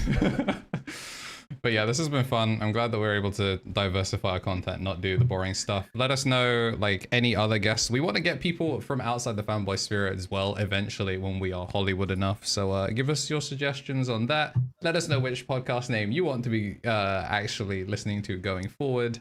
And yeah, as always, have yourselves a damn good one. See you, folks. Later.